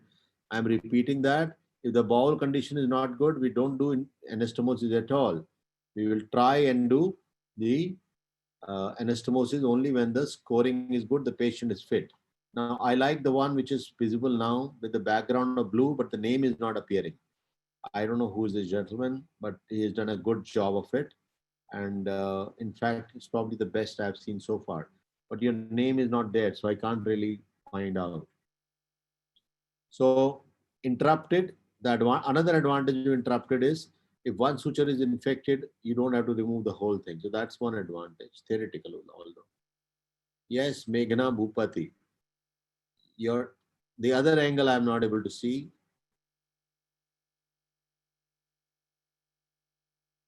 Show me the other angle. This angle is all right. Now, who is this? Devil on roads. Now, Mr. Devil, thank you so much, sir. Looking forward to learn vascular anastomosis. You'll learn it in maybe some other exercise. Or you watch the video on YouTube. I've done the basic skill video. Please do watch that. You'll hear me there too. Don't worry. Thank you all for those wonderful comments. We come to the questions. How to test for bowel leak, that has been answered. Sir, everyone is able to hear you well. Thank you for that. Kushman, that was very well done. Thank you so much.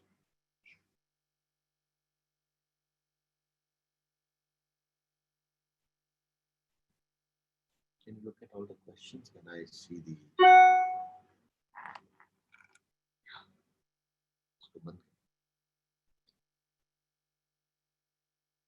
questions there?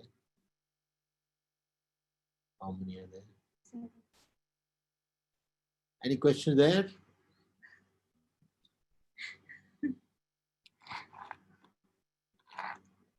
I'm looking at the.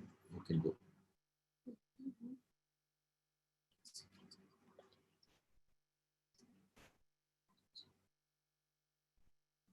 And yes, very nice. This one is very, very good. Bhavya Jain. And this was Nivedita that was missing, Barik. Nivedita has done it very well. Pooja Mane, I think you've done consistently well today. Very nice. Put in an effort, stay alert, keep working hard. God bless you. Pratik Jha, I can't see your anastomosis. Now I can see it. Oh, you have painted it red also. So 2 marks for that. That's excellent. I mean, you did exactly what was done. So that's learning. Good, Pratik. Ridhima Bajaj. Good anastomosis. Very nice. Lovepreet Kaur. I can't see your anastomosis. There you are. Okay, thank you. Arlene Kaur, you've done a very good job again. Beautiful anastomosis. Show the other side, please. Turn it around, flip it, flip it. Beautifully done. Excellent. Abdul, your anastomosis is done. Show the anastomosis. Pratik, you've done very well.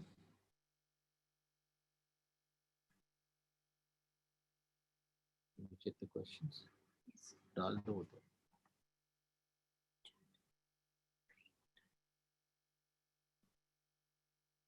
Now you see that so that I can see the screen also. Okay.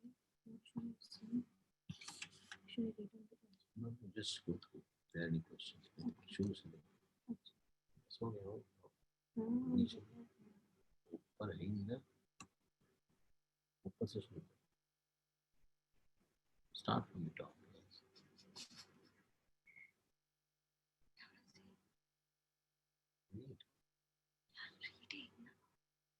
Yes. Again, the names disappeared there, so I don't know. Wonderful. Yes, that's a test. It's like a balloon now, and that's the way. Somit, Subhash, that's a leak test, and you can actually. This is beautifully done. You marked it red also. I've noted down your name. For all this exercises, you were very, very good. So that's how you do the leak test. As I was telling you, push the air through. In the bowel also it can be done. And put this in the saline. So what will that do? It'll bring those bubbles. You've seen somebody fixing up your tubes of the tire, or tubes of the car or something. Anyway, for the puncture. Prakhar Pratap, palming of the instrument. I was waiting. Somebody will ask me. That's the instrument. Keep watching it. I take it down to the base of my finger and rotate it inside. Now my hands are free. I can continue to work. And when I need it, it'll appear. Give me a scissors. I'll show more with the scissors, the big one, Leo.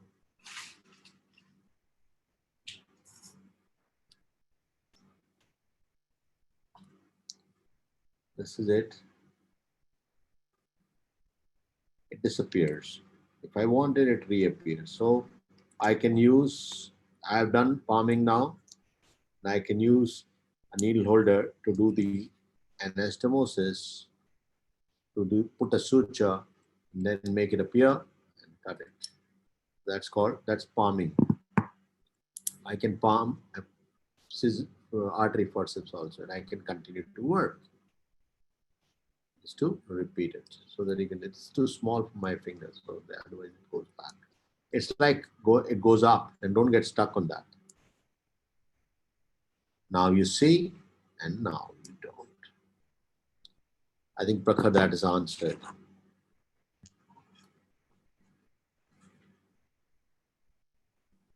Importance of painting is not here. Are there any specific instructions for left-handed people? Oh, I forgot. Left-handed people have to do a mirror image. I'll just show the left-handed knot to you when I finish. I did not do that because I was trying to complete the list. The left-handed people have to do just the mirror image and knotting. Otherwise, there's no difference. Beautiful, lovely. And now I'll show you the left-handed knot once when I'm done. I'm now looking at the questions. All of you have done very well in anastomosis. Now it's just about the questions. Can you show the second part again? I don't know what was that.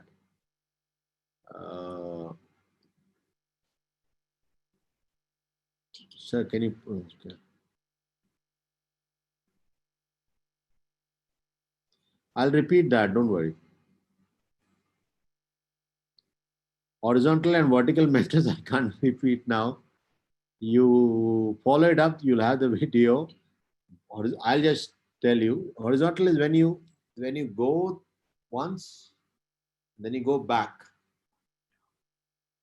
And I can show it to you. All those questions I'll take on a board. Aditi Arora enjoying a lot. Good. Keep enjoying.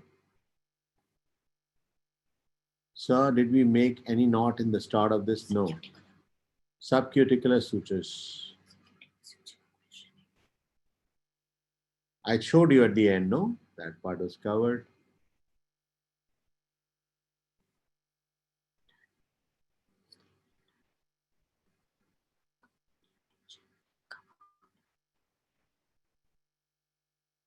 Can you please share the link for the Gurukkul group in the WhatsApp groups? I think, Bhavya, that is done.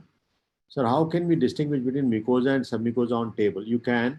When you hold the serosa, mucosa hangs down. That's why we have shown mucosa hanging, loose. It is a loose tissue, so it hangs. And you just avoid that loose hanging tissue. You can make out.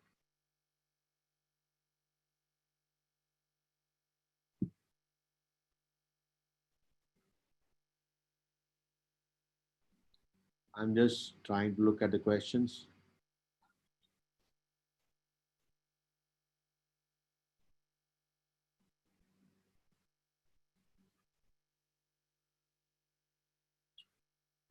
I prefer the one I talked about, leak test.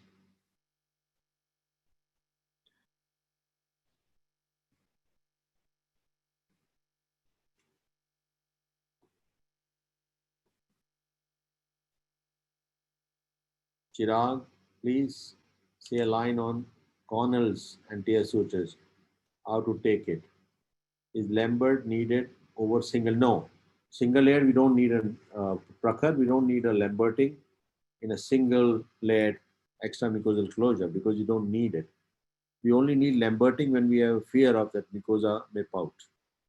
Cornel suturing has some advantages, but it also is selectively used. Usually at the corners we use it. And it allows you to again invert the mucosa. The whole idea is to get the mucosa in. Is there any particular distance to keep between sutures? I told you, the distance is the same, logic is the same. The bite is about 3 millimeters to 5 millimeters, that's half a centimeter, and between the two you keep the same distance. So that is the idea of this. Now, I think all questions are covered.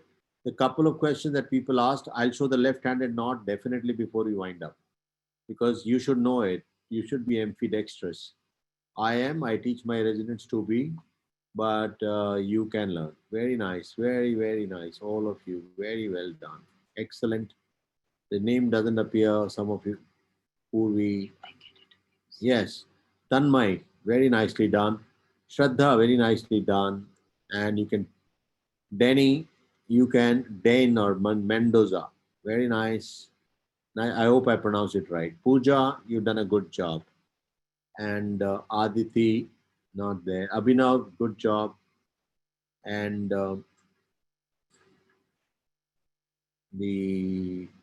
I think most of you have done a brilliant job. It was a pleasure teaching you all. And now I'll just show the left-handed knotting. And with that, we'll call it a day. All of you have done exceedingly well. Upload those pictures. I'm delighted that we could even do bowel anastomosis in corona epidemic. You are just too good. I'm just trying to recreate a scenario for you.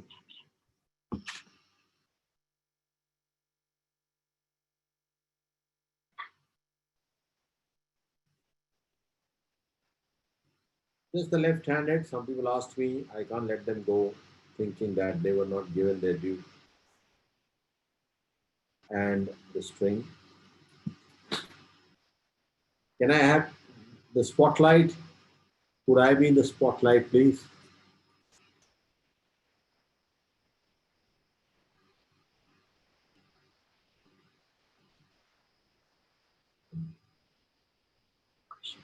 Pushman, can I be in the spotlight, please? Sir, do you want I want to show the board.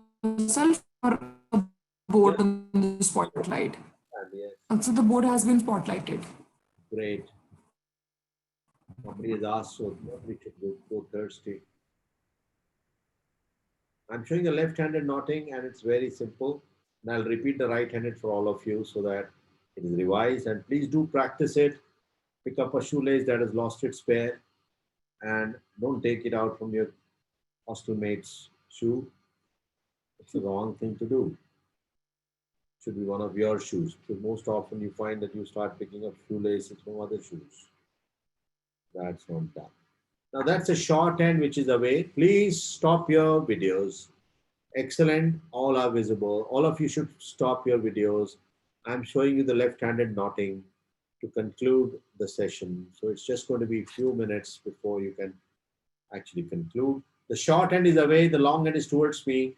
I have to use my index finger throw. What do? I hold it with the ring finger and the thumb, keeping my index and middle finger free. And I'll draw it out like a figure of four. Hold on to the intersection. Fish it out, secure the middle finger and cross. And then I use the short end in my right hand like a dart, wrap it around my three fingers, bring the other one right across, go with the middle finger throw, and I cross over. And that's a reef knot. You've done it beautifully. Now, what do I do if I'm a left-handed person? I change nothing. I do everything like I'm doing a mirror image, and I'll do it in front of you. Now, instead of holding this in my right hand, the short end I'm holding in the left hand. And rest is the same, like between the ring finger and the thumb. And I draw it out like a 4, which is actually the mirror image of 4. What do? Fish it out like I did before. I cross, and I hold but my right hand here becomes the left hand, and I hold it like a dart at the end, wrap it around my three fingers, and I cross back. I get the same result. Okay, so repeating the surge is not also for you. All those who want to practice, they can practice with the left hand also, unless you dismantle your board. Once again, the surgeon's knot.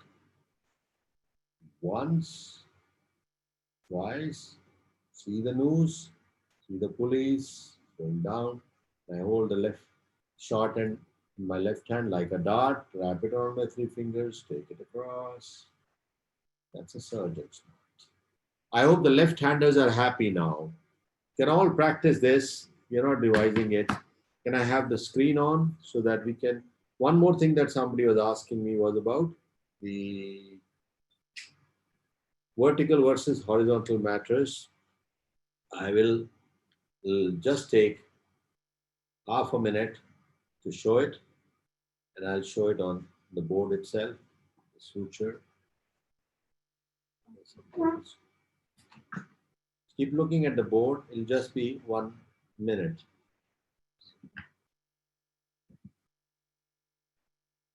Now, pay attention. Can I have the board in picture? Also?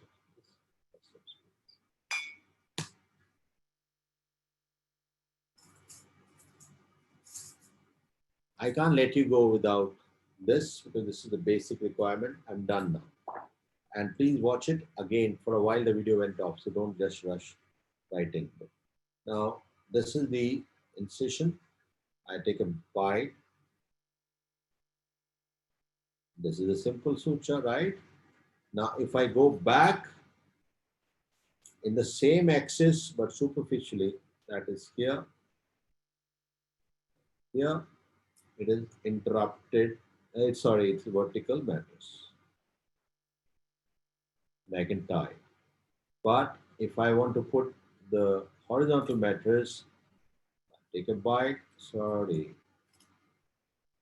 I take a bite like before, but instead of going back in the same axis, I go parallel, so that I eventually make a square of it all, right? Parallel to it, I go parallel, come out parallel, and I'll create a box. That's horizontal mattress. That's horizontal mattress. Tied it. So I hope that's clear. All questions are covered. Now, before I conclude, I would be happy to take one last time any question. You can, if you want, put it. I don't think there's any.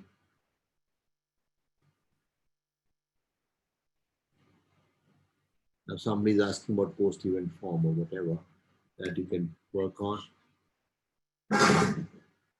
I think that takes care of it. So can I be in the center stage before I say goodbye to them? May I hand you over to the organizers? I think you must appreciate the effort they put in, and it's been remarkable. So one last time, please indicate that you enjoyed it as much as we did. We enjoyed getting it to you. If you did, then you can write in the chat box. And God bless you all. Am I visible? Yes, sir, you are in the spotlight. Okay. Now, before I conclude, I must tell you about my observation of how good my experience was. I think I've seen it. Please switch off your webcam. You've done so well. The blue shirt, I mean, I like it. Thank you so much. I know you can never stop doing it. And before I hand you over to the organizers, it's truly been an amazing day for me too. I enjoyed getting it to you all. I hope you enjoyed it as much. And if there are any questions, I still have an answer to that. Please watch the YouTube videos about the basic skills that I've posted. We have a lot of them available on the Gurukkul group and also on the YouTube. So do enjoy yourself, grow big, do well, and learn the right skills. One correct way of doing it. This is not the only way of doing it, mind you. And never believe it if somebody tells you that this is the only way of doing it. This is one correct way of doing it. There are 100 ways to reach Rome, as long as you reach Rome and you reach alive.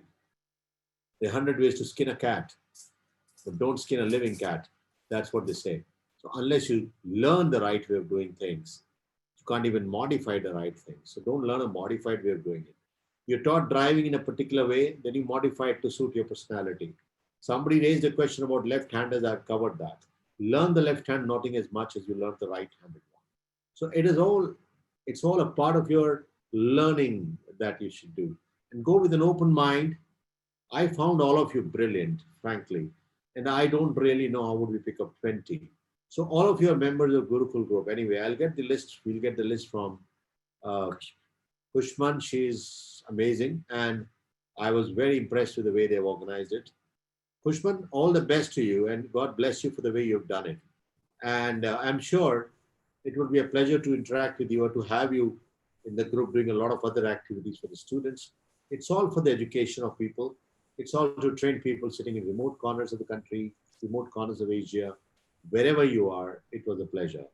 And I cannot conclude it without mentioning the name of my registrar, Dr. Sukriti, my postgraduate, a very, very good student, who has done a lot of legwork to organize this Gurukul group, where all of you enjoy learning on a day-to-day basis. We post cases, we post scenarios, we provide answers in audios, we provide YouTube videos, we do webinars every Sunday.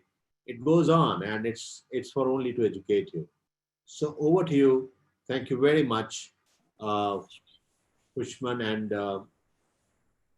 I mean, if there's anything more you want me to do, I'll do it. But over to you. Thank you. Thank you so much, sir. It has been more than a pleasure and getting so much of your time. I must say, I must let everyone know that sir has been very busy, but she still managed to take out so much time for us for this workshop. Amazing. I believe last 6 hours, everyone has been loving it. It might be hectic for some, but I believe there's been a lot to take away from this workshop, that everyone is cherishing participating in the workshop. So I would like to thank sir on the behalf of the whole team at AMSA India for accepting our invitation and giving us an opportunity to work with him and to learn from him. It is my first experience with the surgical skills workshop from Professor Chintamani, but I'd heard a lot about it, and I'm so glad I could do it for so many other students and members at AMSA India. So thank you so much, sir. Thank you to Dr. Sukriti for coordinating it so well. And it wouldn't have been possible without your efforts. Special shout out to Anshul, who helped me get in touch with Dr. Sukriti and managed the initial, all I would say, the communications and helped make it possible. So thank you so much, Anshul. And a last shout out to my co-hosts, Anne and Rebecca. They're from my team at AMSA India. They have been helping out through all the technical glitches at every moment. And lastly, concluding statement to everyone, we apologize if there has been any inconvenience caused to you because of the technical glitches in between. We really appreciate your enthusiasm and patience and staying with us all throughout this session. We hope to see you in more such events and more such academic endeavors. As regards the post-event form, it will be posted in your groups, in all the groups right now, and the form will be available till 5 o'clock. So in order to avail your certificate, you need to upload at least 3 pictures from your experience today. I believe everyone has been doing a wonderful job uploading pictures right through the moment, just to ensure the documentation is done in a proper way and you have the correct names on your certificates. Kindly send in, kindly fill in the forms by 5 p.m. We'll be uploading them now. You'll be having this access to them till 5. You can upload a maximum of 10 pictures. So feel free to add all your the amazing work that you have done today. So yes, I think that would it be. Thank you. Experience for everyone, I must say. The reviews have been amazing. And it has been a wonderful, more than wonderful experience for me as well. Thank you all. God bless you all. I think you've done an amazing job. Enjoy yourself. Feel good. God bless you. Thank you so much. Thank you. Thank you. Thank you, everyone. Take care. Bye.